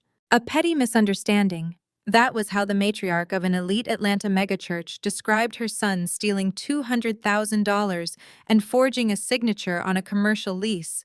The hypocrisy was thick enough to choke on. Every Sunday, Vivian stood before thousands of people preaching about integrity, accountability, and divine grace. Yet behind closed doors, she demanded that I act as a silent, compliant victim so her son could continue his fraudulent spending spree. She was completely oblivious to the fact that her name was digitally signed on the guarantor document sitting in my secure corporate vault. Her final voicemail, left just minutes ago, bordered on unhinged rage. "Zuri, if you do not answer this phone and fix this bank issue right now, you can forget about coming to the estate for the holidays. You can forget about being part of this family. You are cut off until you learn some respect. Call your brother and give him the account access, now. I deleted the transcriptions and forwarded the audio files to my encrypted server. Vivian's threat to cut me off was the ultimate irony. They had already excluded me from the yacht wedding, ignored my career, and treated me like a disposable bank account. Being cut off from their toxic, performative world was not a punishment. It was the exact liberation I had been working toward. I locked the iPad screen and set it aside. The credit card fraud was handled. The money had been clawed back. The federal authorities had their data, and the vendors were currently tearing Trayvon's fake CEO reputation to shreds. That particular fire would continue to burn on its own, consuming their social standing and their immediate cash flow. Now it was time to focus on the main event. It was time to shift my attention from the plastic in their wallets to the roof over their heads. I pulled up the corporate dashboard for Obsidian Holdings, LLC.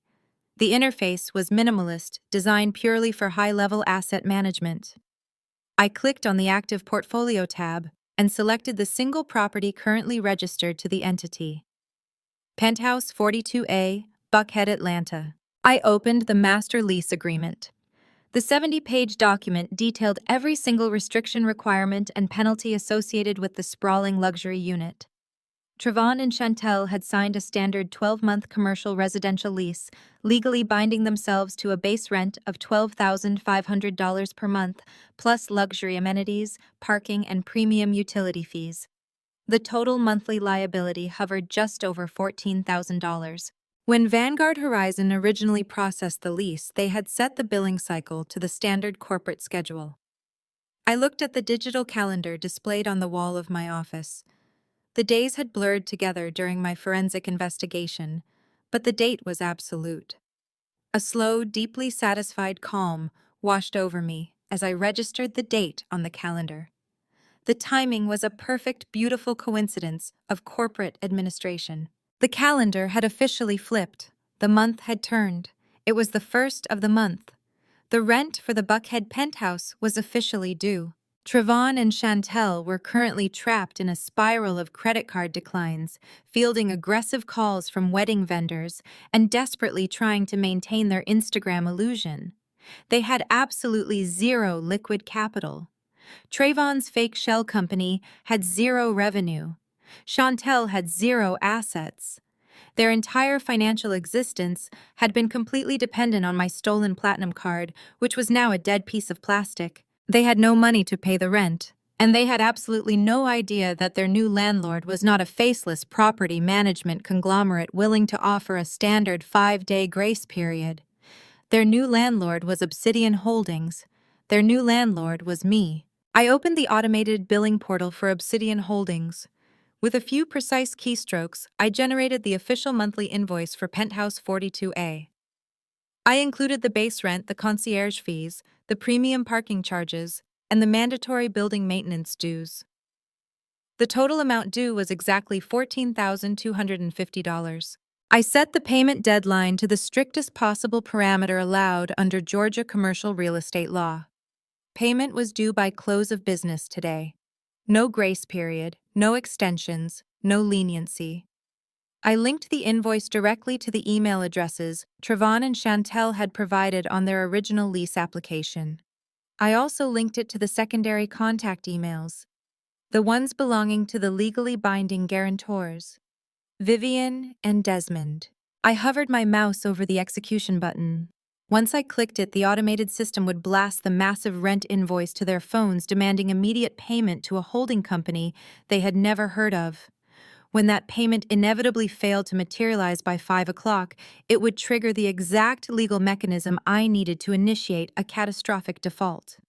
I clicked send, watching the notification flash across the screen, knowing that the real squeeze was about to begin. The delivery receipts registered on my dashboard almost instantaneously. 4 distinct green checkmarks illuminated the dark screen of my primary monitor, confirming that the Obsidian Holdings rent invoice had successfully landed in the inboxes of Trayvon, Chantel, Vivian, and Desmond. I sat back in my ergonomic chair and watched the tracking analytics. The software I utilized for corporate collections provided real-time data on recipient engagement. Trevon opened the email first. The timestamp showed he opened it, closed it, and then opened it again 3 seconds later. He was likely staring at the $14,250 balance, trying to comprehend why a property management company he had never heard of was demanding immediate payment with zero grace period. 10 seconds later, Chantel opened her copy. 2 minutes after that, the tracking software indicated that both Vivian and Desmond had accessed the guarantor copies of the invoice. The digital silence in my office was profound, a sharp contrast to the absolute chaos I knew was erupting across the city. They were cornered. The frozen credit card meant they had no liquidity. The angry wedding vendors meant their social facade was burning. And the Obsidian Holdings invoice meant their physical sanctuary was under direct threat. I stood up from my desk, leaving the monitors glowing, and walked into my kitchen. I felt completely detached, operating with the cold, mechanical efficiency of a senior auditor dismantling a corrupt shell company. I poured myself a tall glass of iced water and looked out over the Atlanta skyline. Somewhere out there in the sprawling expanse of Buckhead, Trevon and Chantel were trapped in a penthouse that was rapidly transforming from a luxury suite into a legal cage. My personal cell phone had remained face down and silent for hours. I had blocked Trevon, Chantel, and my parents on every conceivable communication channel. My call logs showed a graveyard of rejected attempts. Trevon had tried another 45 times. Chantel had attempted 30 calls. Vivian and Desmond had dialed my number 20 times between them. They were collectively slamming into a digital brick wall, denied the one thing toxic families rely on to survive: the ability to control the narrative. I walked back into my home office and sat down just as a sharp, unfamiliar ringtone shattered the quiet. I glanced at the phone resting on the glass desk. The caller ID displayed an unknown local number. It was not a registered contact. It was not a corporate line. It was a burner phone, or perhaps a prepaid device purchased from a convenience store. They had realized they were blocked and were now resorting to basic evasion tactics to breach my perimeter. I let it ring 3 times, analyzing the strategic value of answering. I did not want to negotiate, but I did want to verify the exact level of their desperation. I reached out, swiped the screen to accept the call, and brought the device to my ear. I did not say hello. I simply listened to the heavy, frantic breathing on the other end of the line. When the voice finally spoke, all the performative sweetness, all the high society affectation, and all the fake Instagram polish had been entirely stripped away. It was Chantel. She sounded breathless, enraged, and completely devoid of any self-awareness. She did not sound like a woman who had just been caught committing felony wire fraud. She sounded like an entitled customer filing a complaint with a subordinate. "The rent is overdue. Did you transfer the money yet? The building management is threatening to lock us out. Don't embarrass us." I sat perfectly still, processing the sheer breathtaking audacity of her demand. Chantel genuinely believed that I was still on the hook for their lifestyle. Even after the credit card was frozen, even after the wedding vendors had likely ripped into them, her first instinct was to call the victim of her financial crimes and demand that I pay the new landlord. She thought the Obsidian Holdings invoice was just another bill for me to handle. She had no idea she was speaking directly to the CEO of the company, threatening to throw her onto the street. Her command echoed in my ear. "Don't embarrass us." That was the core of her entire existence. The legal peril, the stolen identity, the forged guarantor documents, none of that mattered to Chantel. The only thing that mattered was the absolute terror of being exposed as a fraud in front of the Buckhead elite. She was terrified that the concierge downstairs would see her being escorted out by corporate security. She was terrified of the embarrassment. I let the silence stretch across the line, allowing her frantic energy to hit a solid wall of ice. I did not raise my voice. I did not curse. I spoke with the chilling clinical calmness of an auditor delivering a final verdict. "Didn't I tell you, just like your wedding, my money is only for special people?" I pulled the phone away from my ear and tapped the red button, cutting the connection before she could even draw a breath to respond. The click of the receiver was the most satisfying sound I had heard all week. I immediately blocked the burner number, ensuring she could not call back. I sat back and took a slow sip of my iced water, letting the weight of the interaction settle. Chantel was now spiraling. She had called her primary funding source, demanded money to stop an eviction, and was met with a cold, absolute rejection.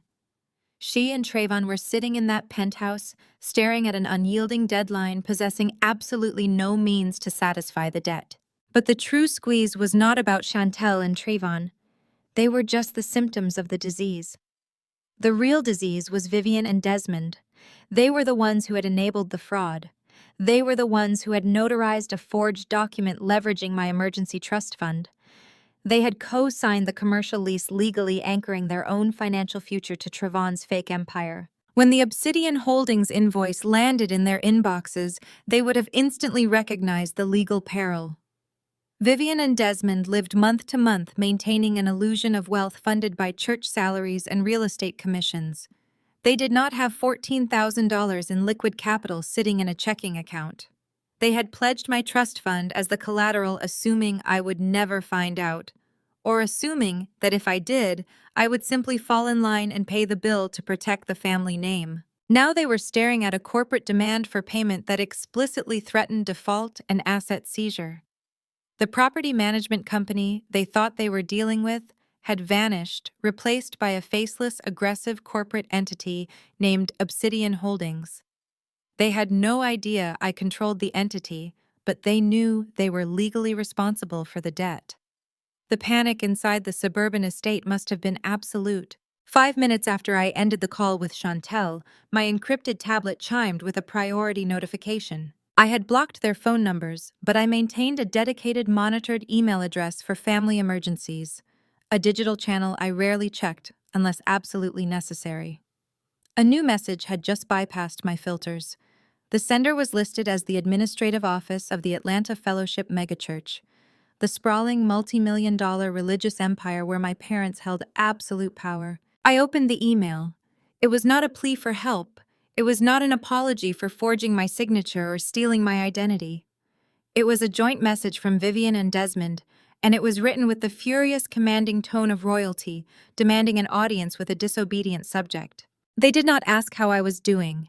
They did not address the frozen credit cards or the canceled honeymoon. They bypassed the emotional fallout entirely and focused purely on the immediate threat to their pristine public image and their financial survival. The email was short, aggressive, and entirely devoid of parental warmth. They commanded me to appear at the megachurch's executive boardroom immediately. I stared at the screen, analyzing the tactical choice of location. They did not summon me to the family estate. They did not ask to meet at a neutral restaurant or a coffee shop. They demanded I come to the executive boardroom of their church. That specific room was the absolute epicenter of Vivian and Desmond's power. It was a massive, intimidating space lined with mahogany panels, leather chairs, and enormous portraits of my parents projecting spiritual and financial authority. It was the room where they fired staff, disciplined church elders, and orchestrated their social climbing campaigns. By summoning me to the boardroom, they were attempting to strip away my corporate authority and force me back into the role of the subservient, subordinate daughter. They wanted to place me in an environment where they held all the cards, where the sheer scale of the building would intimidate me into compliance. They intended to corner me on their holy turf, use their spiritual authority to crush my rebellion, and demand that I unlock the accounts and pay the Obsidian Holdings invoice before their reputation was ruined. They thought they were bringing a frightened daughter to the principal's office for a scolding. They had no earthly idea they were actually inviting a predator into their sanctuary. I closed the email application and stood up from my desk. The corporate audit phase of this operation was complete. The financial traps were locked, the credit lines were dead, and the eviction clock was aggressively ticking down to zero. The digital war was over, and the physical confrontation was about to begin. I walked into my bedroom and opened my closet. I was not going to arrive at the megachurch looking like a stressed, emotional victim.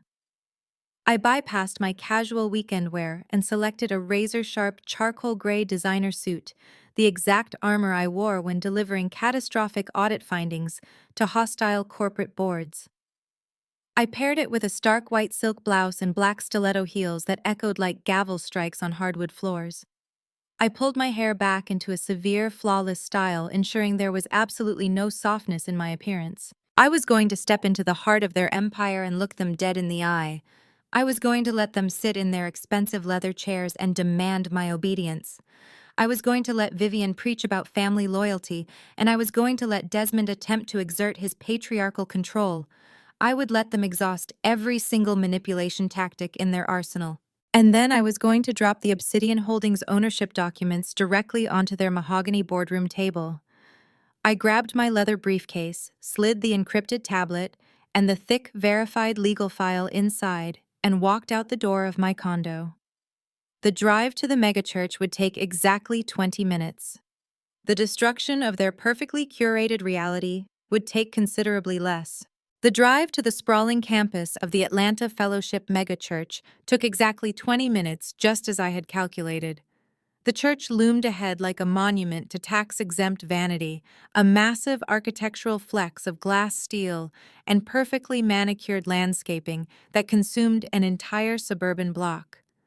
I pulled my vehicle into the VIP executive lot, completely bypassing the sprawling congregational parking rows.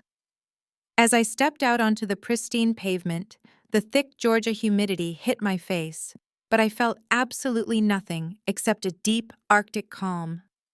I adjusted the lapels of my charcoal designer suit, gripped the handle of my briefcase, and walked toward the private administrative entrance. The interior of the executive wing was explicitly designed to intimidate. It felt more like the headquarters of a Fortune 500 hedge fund than a place of spiritual worship. The floors were polished Italian marble. The lighting was flawlessly calibrated to project an aura of divine warmth, and the security staff wore tailored suits with earpieces. An usher, recognizing my face from the rare forced holiday appearances I had made over the years, immediately stiffened. He did not ask how I was doing or offer a polite greeting. He simply gestured for me to follow him, leading me down the long, silent corridor toward the executive boardroom. He opened the heavy, soundproofed double doors and stepped aside.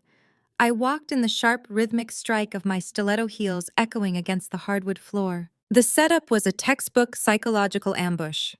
The boardroom was cavernous, dominated by a 30-foot mahogany table, polished to a mirror finish. Towering custom-painted oil portraits of my parents hung on the far wall, silently projecting their manufactured authority over the space.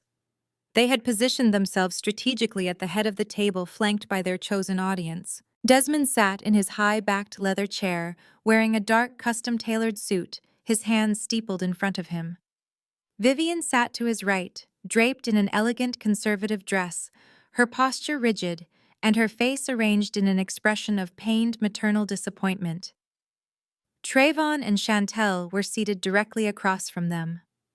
Trayvon looked physically ill. The arrogant swagger he usually carried had entirely evaporated, replaced by the twitchy, erratic energy of a cornered animal. Chantel sat rigidly beside him, clutching a designer tissue, her eyes darting nervously around the room. But the true tactical element of this ambush sat to my father's left. Two senior church elders, men I recognized instantly as the primary financial backers and social enforcers of the congregation. Their presence was a highly calculated move by Vivian and Desmond. The elders were brought in to serve as moral witnesses, a spiritual jury meant to shame me into submission. My parents wanted an audience to watch them put their rebellious corporate daughter back in her place. I did not sit down. I stood at the opposite end of the vast table, resting both hands lightly on my briefcase, and looked at them with clinical detachment. Desmond was the first to speak. He utilized his pulpit voice, the deep, resonant baritone he deployed every Sunday, to command the attention of 5,000 paying parishioners. "Zuri," he began, his tone heavy with manufactured sorrow, "take a seat. We have called you here today not just as your parents, but as your spiritual guides. This family is built on a foundation of grace, unity, and Black excellence. You know this. We have spent our entire lives building a legacy in this city, a reputation that honors our community and our faith, and yet you have chosen to invite chaos into our sanctuary. I remained standing, my face a mask of absolute professional indifference. I let the silence stretch, forcing him to continue without the defensive reaction he expected. "What you did today," Desmond continued, his voice rising in volume to fill the room. "Freezing accounts, initiating fraudulent chargebacks, attacking your own brother on the week of his holy matrimony. It is an act of profound spiritual sickness. You are allowing the devil of jealousy to consume your heart. You are letting petty resentment over a wedding guest list blind you to the sacred duty of family loyalty." The sheer absurdity of the narrative was breathtaking. They were actually trying to frame felony identity theft as a holy crusade, and my refusal to be a silent victim as a spiritual failing. Desmond was performing for the elders, painting a picture of a jealous, bitter spinster sister who was lashing out because she did not get to attend a luxury yacht party. Vivian leaned forward, placing a perfectly manicured hand over her heart. She adopted her soft, trembling matriarch voice, the exact pitch and cadence that routinely brought her congregation to tears. "Zuri, my child," Vivian said, shaking her head slowly, "we understand that you are hurting. We understand that your corporate life is cold and lonely, and that seeing Trevon and Chantel so deeply in love, so embraced by high society, must have triggered a deep insecurity within you. But to lash out with financial sabotage, to threaten the vendors and embarrass this family in front of our community, it is wicked, Zuri. It is a spiritual rot." She gestured toward the two elders, who nodded in solemn, judgmental agreement. They were looking at me as if I were a diseased branch that needed to be aggressively pruned from the family tree. "We brought Elder Thomas and Elder Davis here today because this is no longer just a family dispute," Vivian continued, her eyes locking onto mine with venomous intensity. "This is a crisis of morality. You are actively trying to destroy your brother's future out of spite. You have illegally manipulated banking systems to freeze funds that Trayvon desperately needs to establish his new household. You are attempting to drag our pristine name into the mud." Trayvon finally spoke, his voice cracking with absolute panic. He pointed a shaking finger at me. "The building management in Buckhead just sent a default notice, Zuri. They said the rent payment failed and they are going to lock us out by 5 o'clock. The wedding vendors are threatening to call the police on me. You have to stop this. You are ruining my life." Desmond slammed his hand flat against the mahogany table.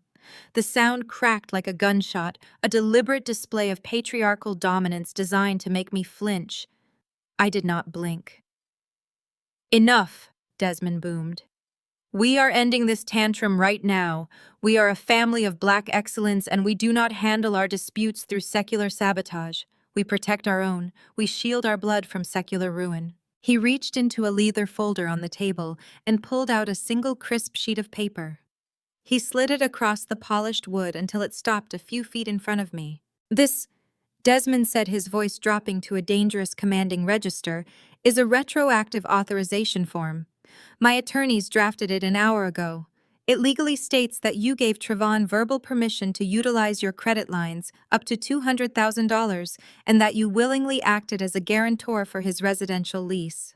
It classifies the current banking freezes as an accidental misunderstanding on your part. You are going to sign it, Zuri. You are going to sign it right now, contact the bank, and lift the fraud alerts. You will protect your brother from secular ruin, and you will restore the financial access immediately." Vivian nodded firmly, her eyes glittering with cold authority. "If you sign it, we will forgive this terrible lapse in judgment. We will welcome you back into the fold, and we will pray for your jealous heart to heal. If you refuse, you will walk out of this church with no family, no spiritual covering, and no future in our community. We will cut you off permanently." I stared down at the document. They had literally printed a confession for me to sign. They wanted me to commit perjury to legally incriminate myself and to permanently bind my financial future to Trayvon's fraudulent debt. They genuinely believed that the threat of being exiled from their toxic performative family was a punishment so severe that I would gladly accept financial ruin to avoid it. The two elders sat up straighter, crossing their arms, waiting for me to break down, apologize, and sign my life away to preserve the church's reputation. Sensing the heavy silence, Chantel decided it was time to deploy her own weapon.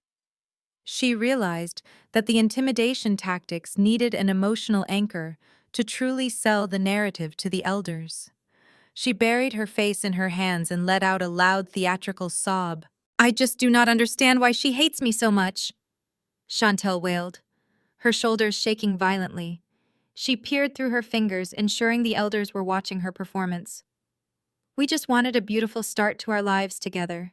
Trayvon works so hard. We are just trying to build a Christian home, and she is trying to destroy my new marriage before it even begins. She wants us to be homeless. She wants us to be humiliated in front of all my friends in Buckhead. How can a sister be so cruel?" Chantel let out another dramatic wail, leaning heavily against Trayvon, who awkwardly patted her shoulder. It was a masterclass in manipulative victimhood, the poor innocent bride being terrorized by the bitter corporate spinster. The elders murmured in sympathetic agreement, casting glares of absolute disgust in my direction. Vivian looked at me, a cold, triumphant gleam in her eye. She thought she had won. She thought the combination of religious shaming, patriarchal authority, and Chantel's tearful performance had effectively cornered me. She pointed to the pen resting beside the printed document. "Sign the paper, Zuri. End this embarrassment." I stood motionless at the end of the table. I did not raise my voice. I did not shed a single tear. I did not defend myself against the accusations of jealousy, and I certainly did not engage with Chantel's pathetic theatrical display. I looked at the retroactive authorization form, then up at the towering portraits of my parents, and finally at the two elders who had been brought in to witness my submission. A slow, genuine smile spread across my face. It was not a smile of surrender. It was the smile of an apex predator who had just watched the prey willingly walk into a sealed room and lock the door from the inside. I reached down and gripped the handle of my thick black leather briefcase. With a smooth, deliberate motion, I hoisted it into the air and brought it down hard onto the polished mahogany table. The heavy metallic clack of the brass locks hitting the wood echoed through the cavernous boardroom, instantly silencing Chantel's fake crying. "You brought an audience," I said, my voice cutting through the dead air with absolute clinical precision. "How remarkably convenient." I snapped the twin brass locks on the briefcase simultaneously. The sharp metallic clicks echoed like a judge's gavel in the cavernous space. I flipped the heavy leather lid back, revealing a meticulously organized, color-coded filing system. I did not raise my voice to match their frantic emotional pitch. In my profession, the louder someone yells, the weaker their position. I possess the absolute truth, and the truth requires zero volume to be devastating. I reached into the briefcase and extracted the first file. It was bound in heavy crimson cardstock. I bypassed my father's outstretched hand entirely. Instead, I walked directly to the side of the massive mahogany table and placed the dossier precisely between Elder Thomas and Elder Davis. "Since my parents brought you here as moral witnesses to judge my spiritual character," I said, my voice echoing with clinical authority, "I believe it is only fair that you review the full scope of the morality currently on trial in your boardroom." Elder Thomas, a retired Superior Court judge who handled the church's massive real estate acquisitions, frowned deeply but opened the folder. Elder Davis leaned in beside him. "What you are looking at," I explained, pacing slowly back to my position at the end of the table, "is a comprehensive digital forensics report. Page 1 details the raw IP logs and geographic tracking data for the fraudulent charges placed on my corporate Platinum account. Page 2 contains the device identification tags. You will notice the MAC address associated with $85,000 in unauthorized yacht charter charges belongs directly to a rose gold smartphone registered to Chantel." Chantel's theatrical heaving sobs stopped instantly. The transition was so abrupt, so entirely devoid of natural human emotion that it was chilling. The crumpled designer tissue dropped from her face, revealing dry, terrified eyes. The victim routine had been violently terminated by the introduction of undeniable facts. I kept my gaze locked on the two elders. Page 3 contains the most critical piece of evidence. It is the metadata log for a commercial residential lease executed for a luxury penthouse in Buckhead. The document required a financial guarantor. You will see the digital signature time-stamped at 2:14 in the afternoon on a Tuesday. Below that, you will see the security camera still frame I legally acquired from the coffee shop where that IP address originated. It clearly shows my brother Trayvon typing on his laptop, actively forging my signature to secure a $14,000 a month apartment he has absolutely no means of paying for. Trayvon turned a sickening shade of translucent gray. He shrank back into his expensive leather chair, his jaw hanging slightly open, his eyes darting frantically between me and the church elders. He was watching his entire manufactured reputation evaporate in real time. "This is not a petty misunderstanding or a family dispute fueled by jealousy," I stated, my tone dropping to a hard, unyielding register. "This is felony wire fraud.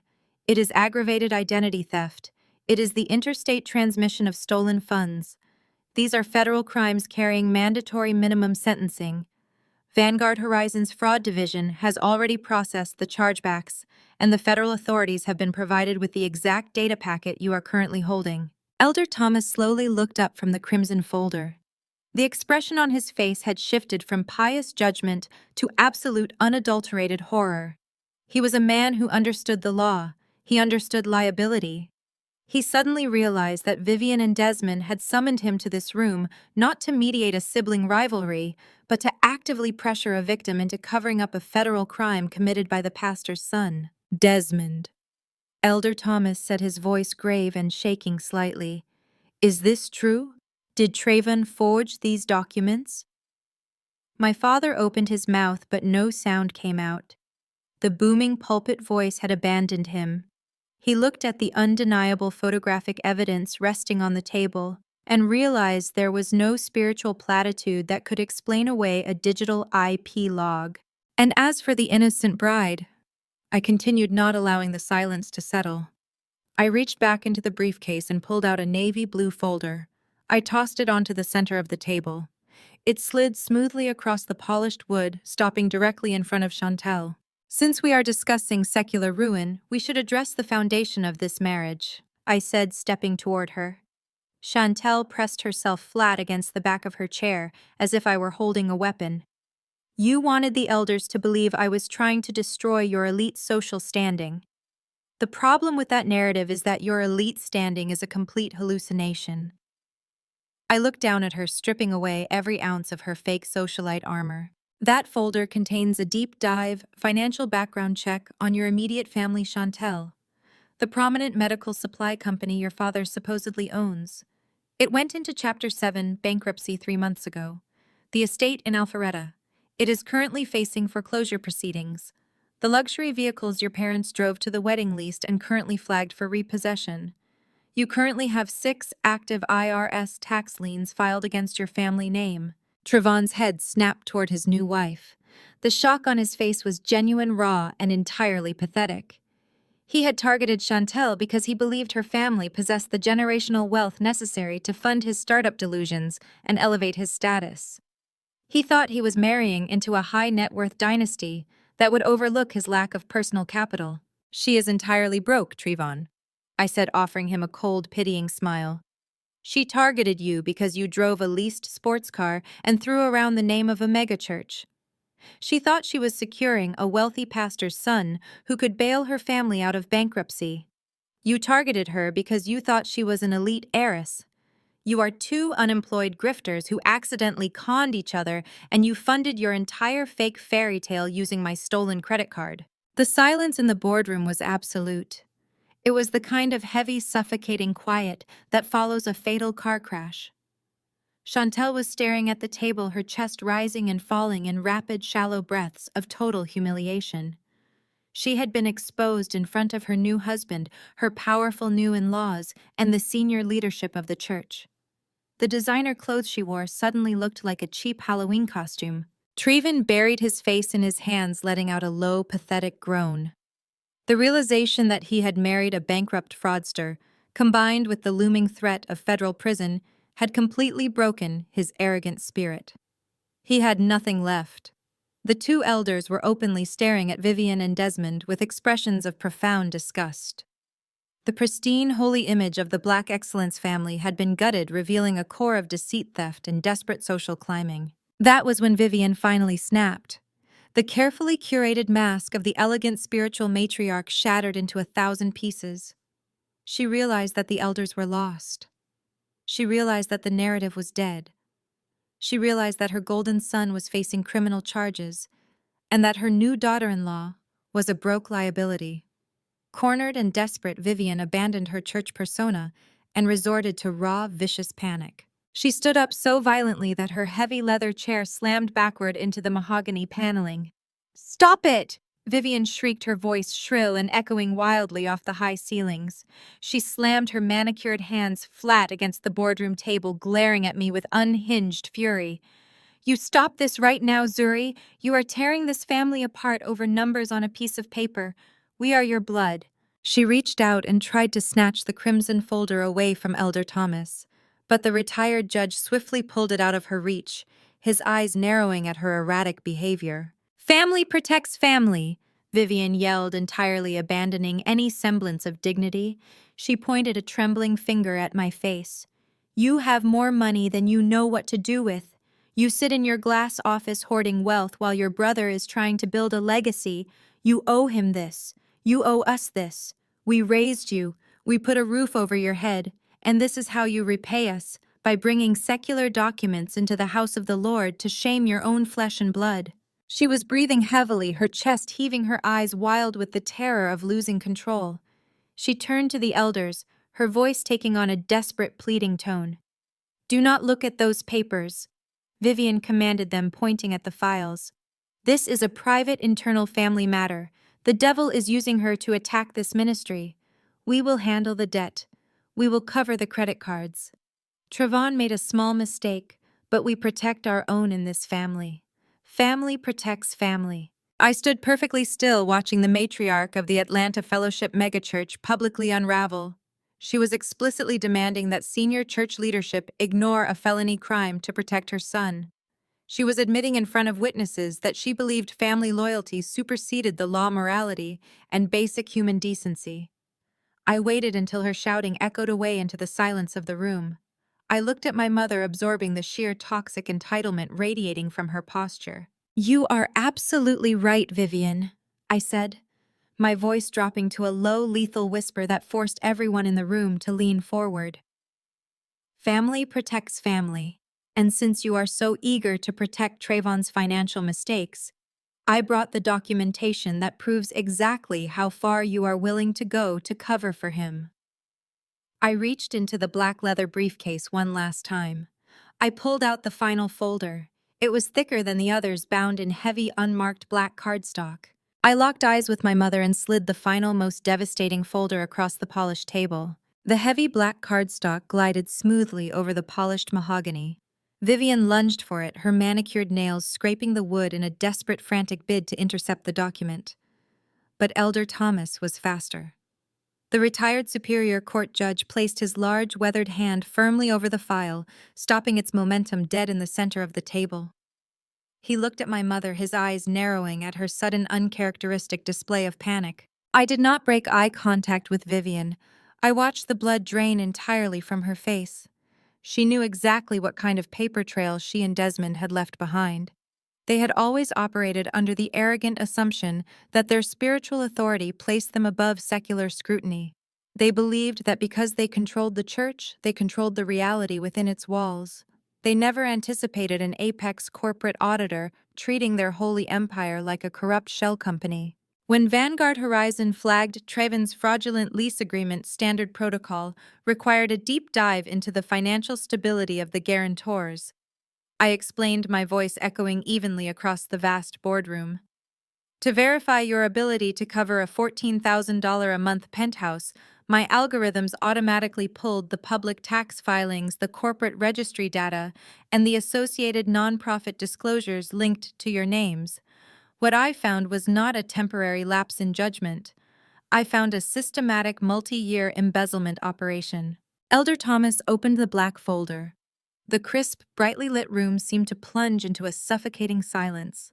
He flipped past the title page, his eyes scanning the dense color-coded spreadsheets I had meticulously compiled.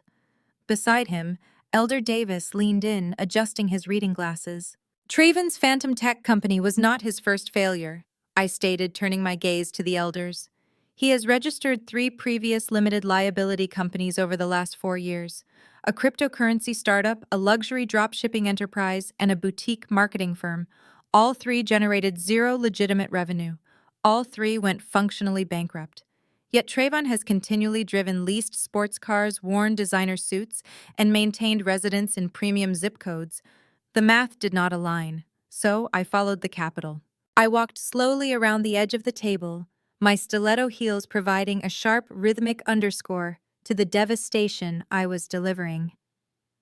Page 2 of that dossier details the banking routing numbers, I instructed.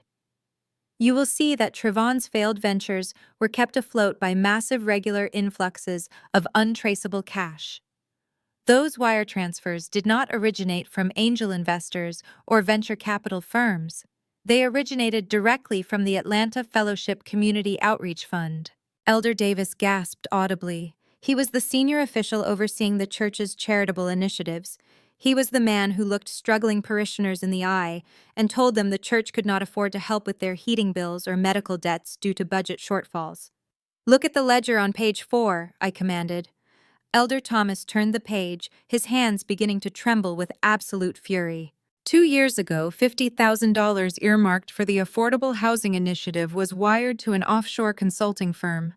I recited from memory, knowing every single digit of their fraud by heart. That consulting firm was registered to Desmond. The funds were then immediately funneled into Trayvon's cryptocurrency startup to cover margin calls.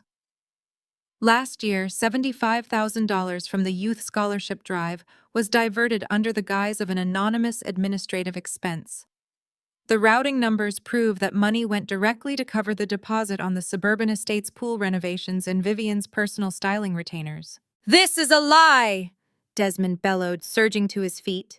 He slammed his fists onto the table, trying to summon the booming patriarchal authority he used to command his congregation. "These are fabricated documents. You are looking at the spiteful fabrications of a jealous, bitter child who wants to destroy this ministry. Those were administrative reallocations. We manage a massive operating budget. It was an internal bridge loan." Elder Thomas looked up from the folder. The retired judge did not look at Desmond with the reverence of a parishioner. He looked at him with the cold, lethal disgust of a magistrate looking at a convicted felon. "A bridge loan?" Elder Thomas asked, his voice deathly quiet. "You authorized $75,000 of scholarship money to build a swimming pool at your private residence, Desmond. You wired $50,000 of affordable housing funds to a shell company to pay off your son's gambling debts. I am looking at the official bank timestamps. I am looking at your authorized digital signature on every single transfer." "We were going to replenish it," Vivian cried out, her voice cracking in a shrill, desperate whine. She grabbed Desmond's arm, pulling at his suit jacket. "The church owes us. We built this congregation from nothing. We gave our lives to this ministry. We are entitled to compensation for our sacrifices. The community expects us to maintain an image of Black excellence. We had to protect the family brand. You stole from the widows and the poor to fund your son's delusions," Elder Davis said, standing up from his chair. His face was twisted in profound grief and rage. "We turned away families facing eviction because you told the board the outreach fund was depleted. You let people in our community go hungry so Chantel could carry a $10,000 handbag and Trayvon could pretend to be a billionaire." The absolute reality of their destruction finally crashed down on Vivian. The psychological ambush she had planned had entirely backfired.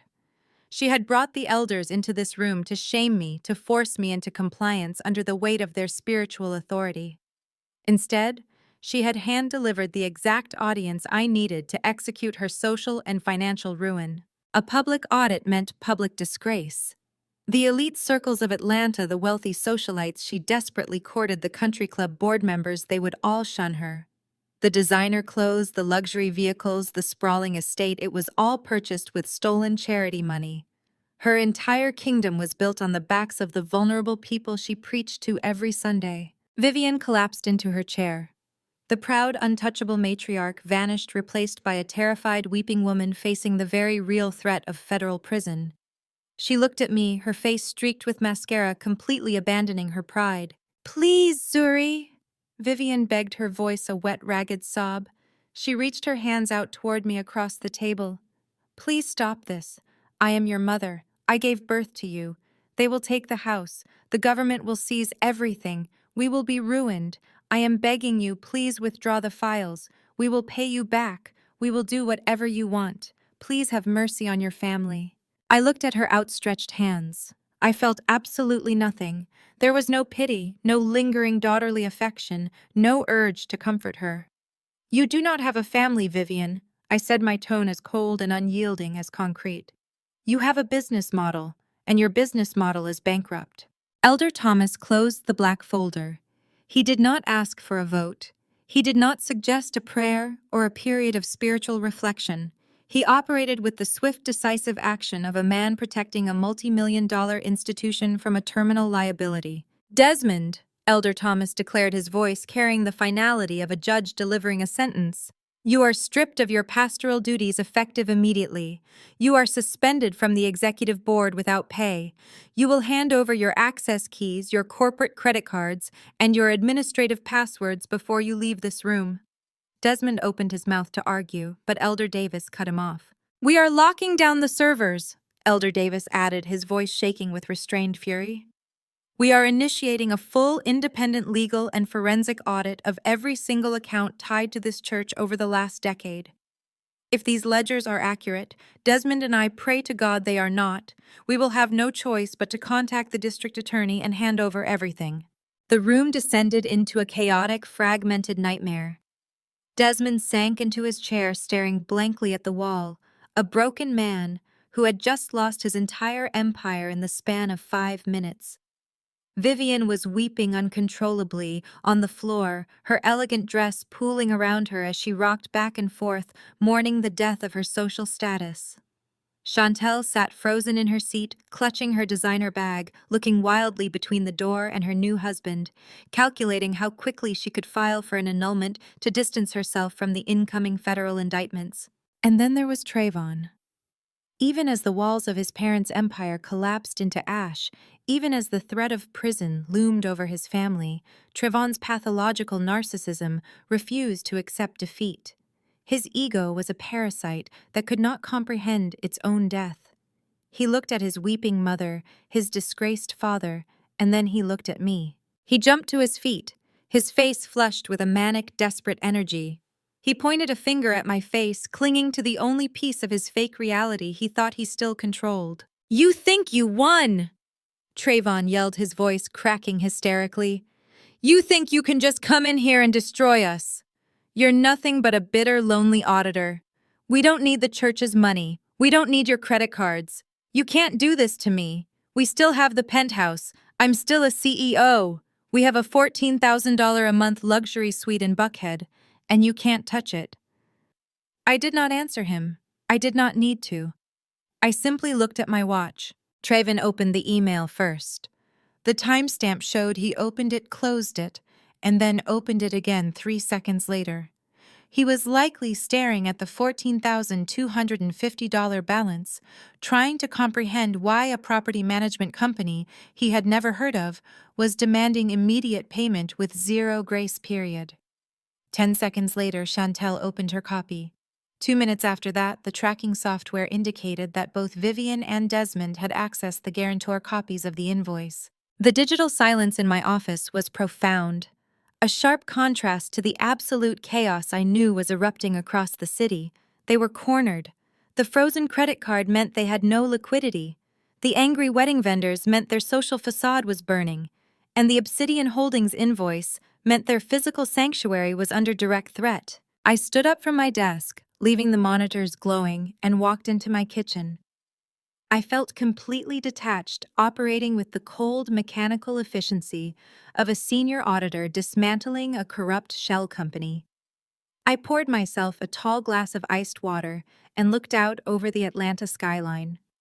Somewhere out there in the sprawling expanse of Buckhead, Trevon and Chantel were trapped in a penthouse that was rapidly transforming from a luxury suite into a legal cage. My personal cell phone had remained face down and silent for hours. I had blocked Trevon, Chantel, and my parents on every conceivable communication channel. My call logs showed a graveyard of rejected attempts. Trayvon had tried another 45 times. Chantel had attempted 30 calls. Vivian and Desmond had dialed my number 20 times between them. They were collectively slamming into a digital brick wall, denied the one thing toxic families rely on to survive: the ability to control the narrative. I walked back into my home office and sat down just as a sharp, unfamiliar ringtone shattered the quiet. I glanced at the phone resting on the glass desk. The caller ID displayed an unknown local number. It was not a registered contact.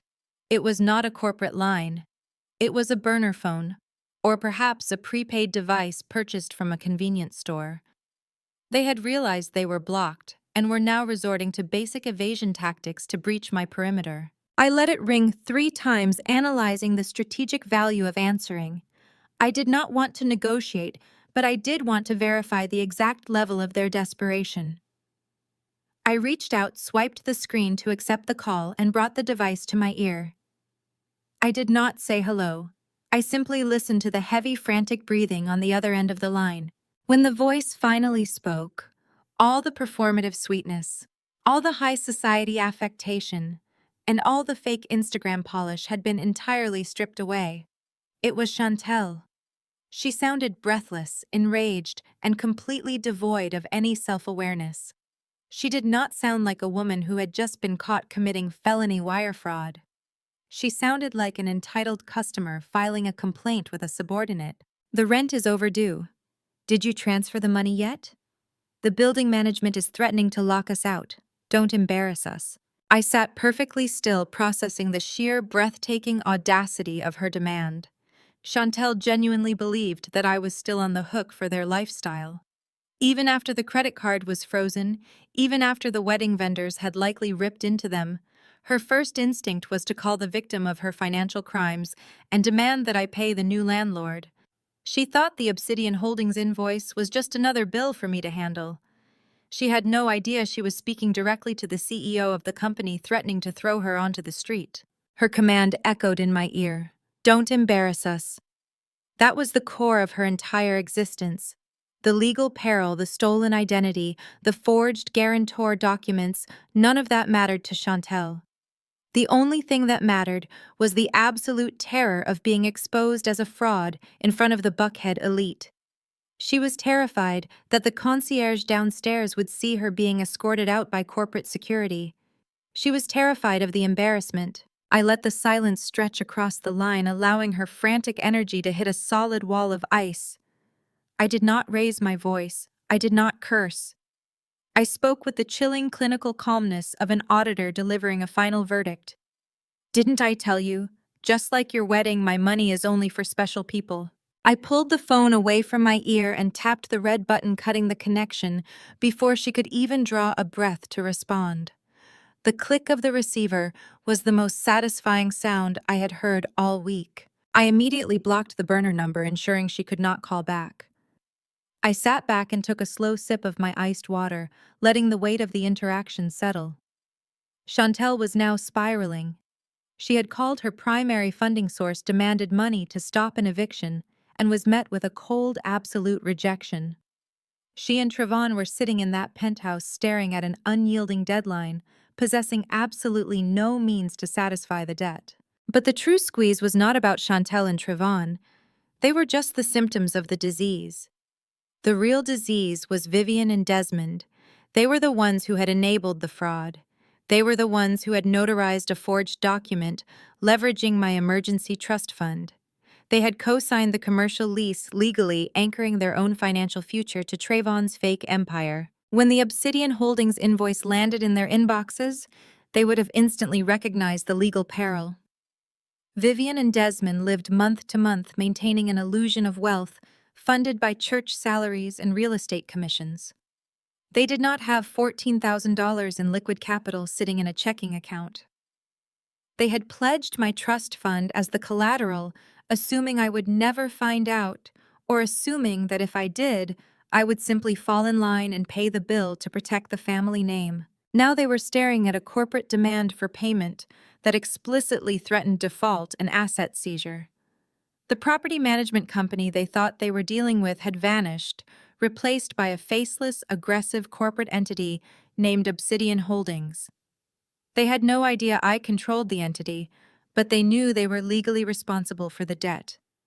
The panic inside the suburban estate must have been absolute. 5 minutes after I ended the call with Chantel, my encrypted tablet chimed with a priority notification. I had blocked their phone numbers, but I maintained a dedicated monitored email address for family emergencies, a digital channel I rarely checked unless absolutely necessary. A new message had just bypassed my filters. The sender was listed as the administrative office of the Atlanta Fellowship Megachurch, the sprawling multi-million-dollar religious empire where my parents held absolute power. I opened the email. It was not a plea for help. It was not an apology for forging my signature or stealing my identity. It was a joint message from Vivian and Desmond, and it was written with the furious, commanding tone of royalty demanding an audience with a disobedient subject. They did not ask how I was doing. They did not address the frozen credit cards or the canceled honeymoon. They bypassed the emotional fallout entirely and focused purely on the immediate threat to their pristine public image and their financial survival. The email was short, aggressive, and entirely devoid of parental warmth. They commanded me to appear at the megachurch's executive boardroom immediately. I stared at the screen, analyzing the tactical choice of location. They did not summon me to the family estate. They did not ask to meet at a neutral restaurant or a coffee shop. They demanded I come to the executive boardroom of their church. That specific room was the absolute epicenter of Vivian and Desmond's power. It was a massive, intimidating space lined with mahogany panels, leather chairs, and enormous portraits of my parents projecting spiritual and financial authority. It was the room where they fired staff, disciplined church elders, and orchestrated their social climbing campaigns. By summoning me to the boardroom, they were attempting to strip away my corporate authority and force me back into the role of the subservient subordinate daughter. They wanted to place me in an environment where they held all the cards, where the sheer scale of the building would intimidate me into compliance. They intended to corner me on their holy turf, use their spiritual authority to crush my rebellion, and demand that I unlock the accounts and pay the Obsidian Holdings invoice before their reputation was ruined. They thought they were bringing a frightened daughter to the principal's office for a scolding. They had no earthly idea they were actually inviting a predator into their sanctuary. I closed the email application and stood up from my desk. The corporate audit phase of this operation was complete. The financial traps were locked, the credit lines were dead, and the eviction clock was aggressively ticking down to zero. The digital war was over, and the physical confrontation was about to begin. I walked into my bedroom and opened my closet. I was not going to arrive at the mega church looking like a stressed, emotional victim. I bypassed my casual weekend wear and selected a razor-sharp charcoal gray designer suit, the exact armor I wore when delivering catastrophic audit findings to hostile corporate boards. I paired it with a stark white silk blouse and black stiletto heels that echoed like gavel strikes on hardwood floors. I pulled my hair back into a severe, flawless style, ensuring there was absolutely no softness in my appearance. I was going to step into the heart of their empire and look them dead in the eye. I was going to let them sit in their expensive leather chairs and demand my obedience. I was going to let Vivian preach about family loyalty, and I was going to let Desmond attempt to exert his patriarchal control. I would let them exhaust every single manipulation tactic in their arsenal. And then I was going to drop the Obsidian Holdings ownership documents directly onto their mahogany boardroom table. I grabbed my leather briefcase, slid the encrypted tablet and the thick, verified legal file inside, and walked out the door of my condo. The drive to the megachurch would take exactly 20 minutes. The destruction of their perfectly curated reality would take considerably less. The heavy black cardstock glided smoothly over the polished mahogany. Vivian lunged for it, her manicured nails scraping the wood in a desperate, frantic bid to intercept the document. But Elder Thomas was faster. The retired Superior Court judge placed his large, weathered hand firmly over the file, stopping its momentum dead in the center of the table. He looked at my mother, his eyes narrowing at her sudden, uncharacteristic display of panic. I did not break eye contact with Vivian. I watched the blood drain entirely from her face. She knew exactly what kind of paper trail she and Desmond had left behind. They had always operated under the arrogant assumption that their spiritual authority placed them above secular scrutiny. They believed that because they controlled the church, they controlled the reality within its walls. They never anticipated an apex corporate auditor treating their holy empire like a corrupt shell company.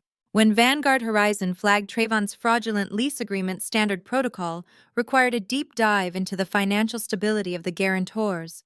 I explained, my voice echoing evenly across the vast boardroom. To verify your ability to cover a $14,000 a month penthouse, my algorithms automatically pulled the public tax filings, the corporate registry data, and the associated nonprofit disclosures linked to your names. What I found was not a temporary lapse in judgment. I found a systematic, multi-year embezzlement operation. Elder Thomas opened the black folder. The crisp, brightly lit room seemed to plunge into a suffocating silence. He flipped past the title page, his eyes scanning the dense color-coded spreadsheets I had meticulously compiled. Beside him, Elder Davis leaned in, adjusting his reading glasses. Trayvon's Phantom Tech Company was not his first failure, I stated, turning my gaze to the elders. He has registered 3 previous limited liability companies over the last 4 years. A cryptocurrency startup, a luxury dropshipping enterprise, and a boutique marketing firm. All 3 generated zero legitimate revenue. All 3 went functionally bankrupt. Yet Trayvon has continually driven leased sports cars, worn designer suits, and maintained residence in premium zip codes. The math did not align, so I followed the capital. I walked slowly around the edge of the table, my stiletto heels providing a sharp, rhythmic underscore to the devastation I was delivering. Page 2 of that dossier details the banking routing numbers, I instructed. You will see that Trayvon's failed ventures were kept afloat by massive regular influxes of untraceable cash. Those wire transfers did not originate from angel investors or venture capital firms. They originated directly from the Atlanta Fellowship Community Outreach Fund. Elder Davis gasped audibly. He was the senior official overseeing the church's charitable initiatives. He was the man who looked struggling parishioners in the eye and told them the church could not afford to help with their heating bills or medical debts due to budget shortfalls. Look at the ledger on page 4, I commanded. Elder Thomas turned the page, his hands beginning to tremble with absolute fury. 2 years ago, $50,000 earmarked for the Affordable Housing Initiative was wired to an offshore consulting firm. I recited from memory, knowing every single digit of their fraud by heart. That consulting firm was registered to Desmond. The funds were then immediately funneled into Trayvon's cryptocurrency startup to cover margin calls. Last year, $75,000 from the Youth Scholarship Drive was diverted under the guise of an anonymous administrative expense. The routing numbers prove that money went directly to cover the deposit on the suburban estate's pool renovations and Vivian's personal styling retainers. "This is a lie!" Desmond bellowed, surging to his feet. He slammed his fists onto the table, trying to summon the booming patriarchal authority he used to command his congregation. "These are fabricated documents. You are looking at the spiteful fabrications of a jealous, bitter child who wants to destroy this ministry.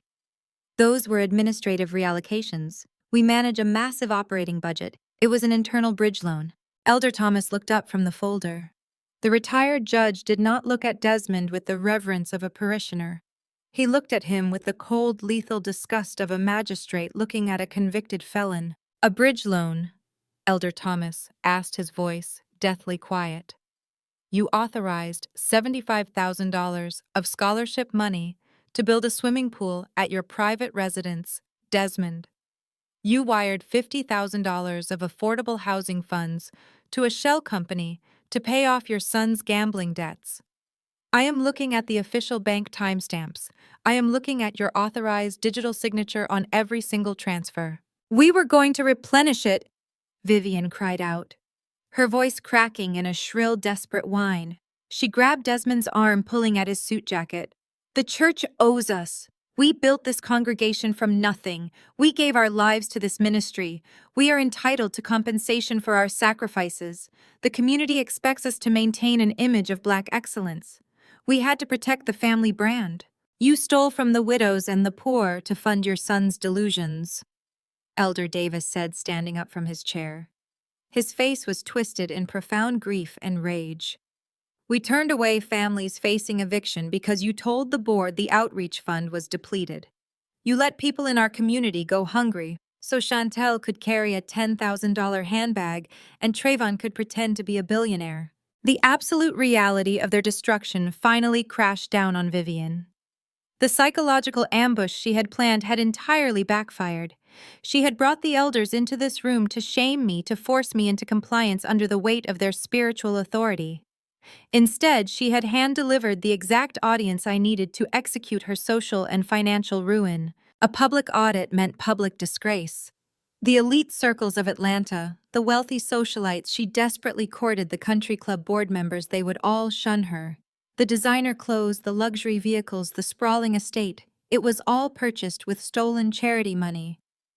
Her entire kingdom was built on the backs of the vulnerable people she preached to every Sunday. Vivian collapsed into her chair.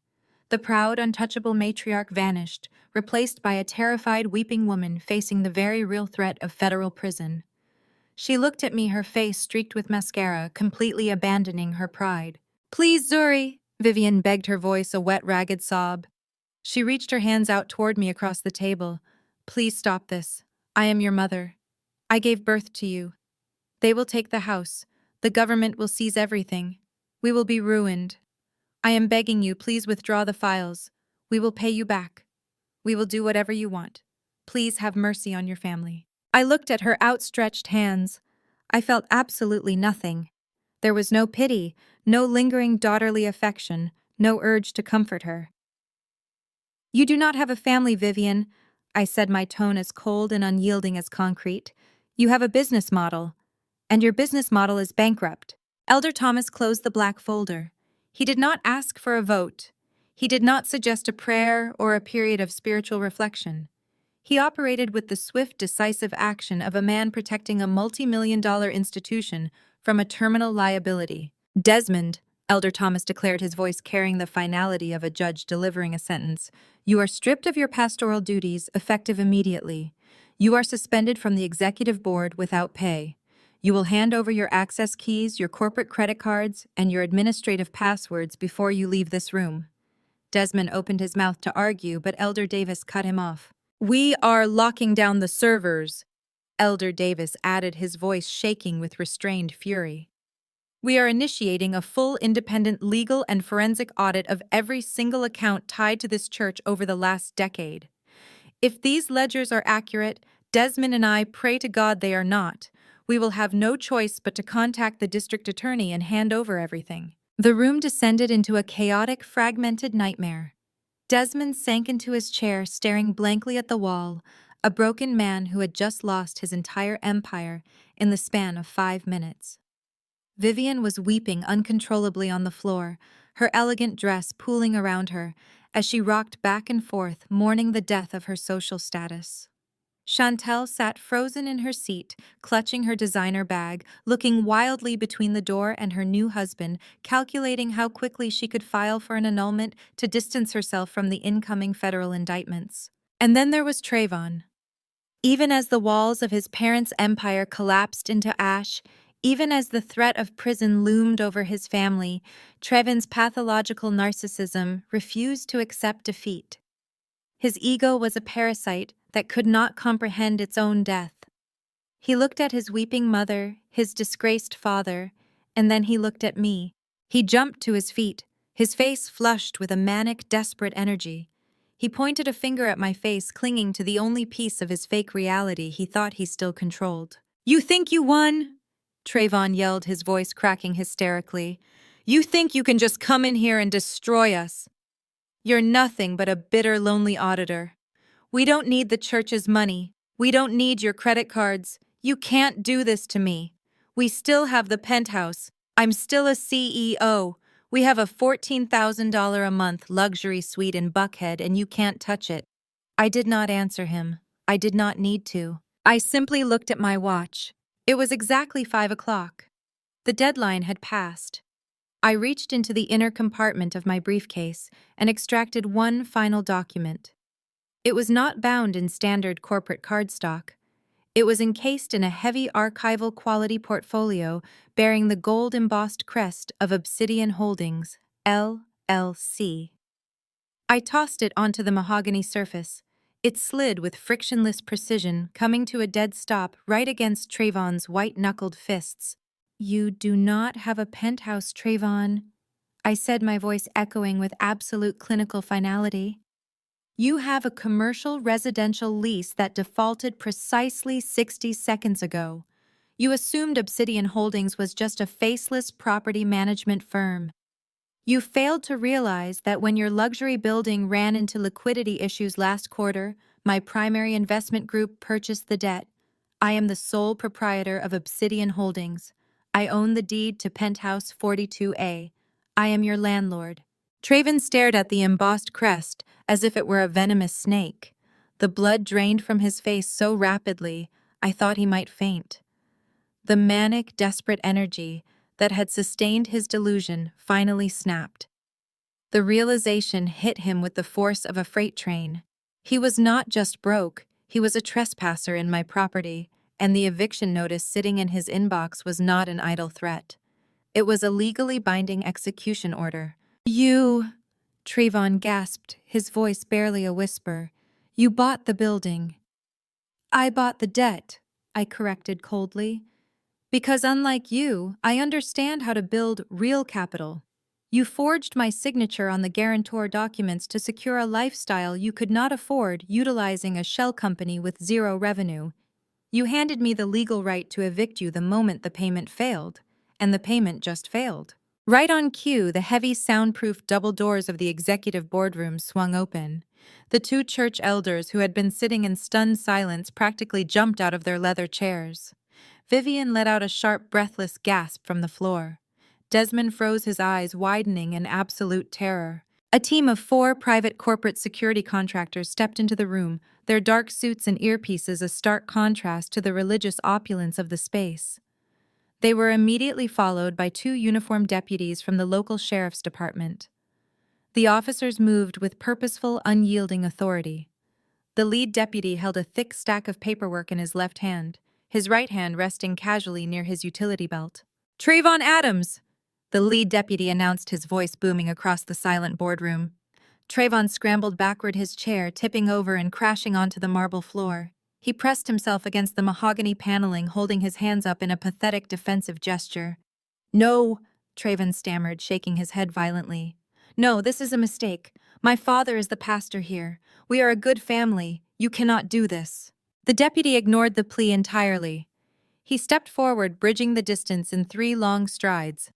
"Trayvon Adams, I have a warrant for your arrest on multiple felony counts of wire fraud, aggravated identity theft, and commercial forgery. I also have an immediate notice of eviction for your residence at Penthouse 42A, effective as of 1700 hours. Chantel erupted into pure hysterics. The faux socialite persona she had desperately clung to completely shattered. She shrieked a high-pitched, piercing sound that bounced off the cathedral ceilings. As the second deputy moved to secure the perimeter, he accidentally brushed past her chair. Chantel dropped to her knees, frantically grabbing at the pile of fake designer bags she had brought to the church. She clutched the counterfeit leather to her chest, sobbing uncontrollably, begging the officers not to seize her luggage. "Please," Chantel wailed, her makeup running down her face in dark streaks. "I did not know. I thought he was a CEO. I thought he had money. Do not arrest me. Please do not arrest me." The deputy bypassed her completely, focusing his attention on Trayvon. He grabbed Trayvon's arms, twisting them behind his back with practiced efficiency. The metallic, heavy click of the steel handcuffs snapping shut around Trayvon's wrists sounded like a vault door locking permanently into place. You have the right to remain silent. The deputy recited, his voice completely devoid of emotion. Vivian screamed. It was a visceral, guttural sound of total defeat. The untouchable matriarch of the Atlanta Fellowship megachurch was lying on the floor, watching her golden child being read his Miranda rights, in front of the very elders she had summoned to witness her triumph. Her social kingdom was reduced to ash. The pristine, highly curated image of black excellence she had weaponized against me for my entire life was dead. She was no longer the elite pastor's wife. She was the mother of a handcuffed felon facing her own imminent audits for embezzling charity funds. The private security contractors moved to the boardroom table, methodically gathering the evidence files I had presented. They placed the IP logs, the forged lease agreements, and Desmond's financial transfer receipts into secure evidence bags. The church elders watched the entire process, their faces set in grim lines of disgust. They were already calculating the public relations nightmare that would hit the congregation by morning. Desmond was finished. Vivian was ruined. Trayvon was going to federal prison. As the deputies hauled Trayvon toward the boardroom doors, Desmond scrambled to his feet. He looked at his son, his face a mask of absolute desperation. Then, discarding every ounce of his remaining pride, Desmond turned to me. He did not look like a powerful spiritual leader. He looked pathetic, small, and utterly broken. "Zuri," Desmond pleaded, his voice cracking as he reached a trembling hand out toward me. "Zuri, please. You cannot let them take him away like this. You have the money. You have the resources. Please, you have to pay for his bail. We will figure this out as a family. I am begging you. He is your brother. Family protects family. You have to save him." I looked down at the man who had ignored my accomplishments, belittled my career, and enabled my financial abuse for decades. I looked at the mother sobbing on the floor, mourning her lost social status, rather than her corrupted morals. I looked at the brother being dragged out in handcuffs, paying the ultimate price for his arrogant delusion. They had called me socially unfit. They had excluded me from their lives because I did not fit their fake toxic aesthetic. They had treated me like a disposable asset, unworthy of basic respect, until they needed my capital to survive. I reached down and calmly snapped the twin brass locks of my empty briefcase closed. I stood up straight, smoothing out the lapels of my charcoal designer blazer with meticulous, unbothered precision. I met Desmond's desperate, pleading eyes with absolute serenity. I said, my voice perfectly level and echoing with chilling calmness. "But my presence here is causing too much social embarrassment for you all. I'll leave you to your special people." I did not wait for his response. I turned my back on the executive boardroom, the weeping matriarch, the disgraced pastor, and the ruined golden child. I walked out through the heavy double doors, my stiletto heels striking the Italian marble floors with the steady, victorious rhythm of absolute freedom. The church security staff parted to let me through, their eyes lowered in silent acknowledgement of the power dynamic that had just violently shifted. I walked out of the administrative wing and stepped into the thick, humid evening air. The sun was beginning to set, casting a brilliant orange and purple glow over the massive corporate campus. I walked to the VIP parking lot and approached my vehicle. The sleek black sports car gleamed under the twilight sky. I opened the door, slid into the premium leather driver's seat, and pressed the ignition. The engine roared to life with a deep, satisfying hum. I shifted into gear and accelerated out of the church compound, leaving the flashing red and blue lights of the police cruisers far behind me in the rearview mirror. I merged onto the highway, driving smoothly into the glowing Atlanta skyline. The city lights stretched out before me, vast and full of opportunity. I was no longer a silent financial compliant. I was no longer the family outcast begging for a seat at a toxic table. I was the architect of my own empire, financially untouchable, completely victorious, and forever free.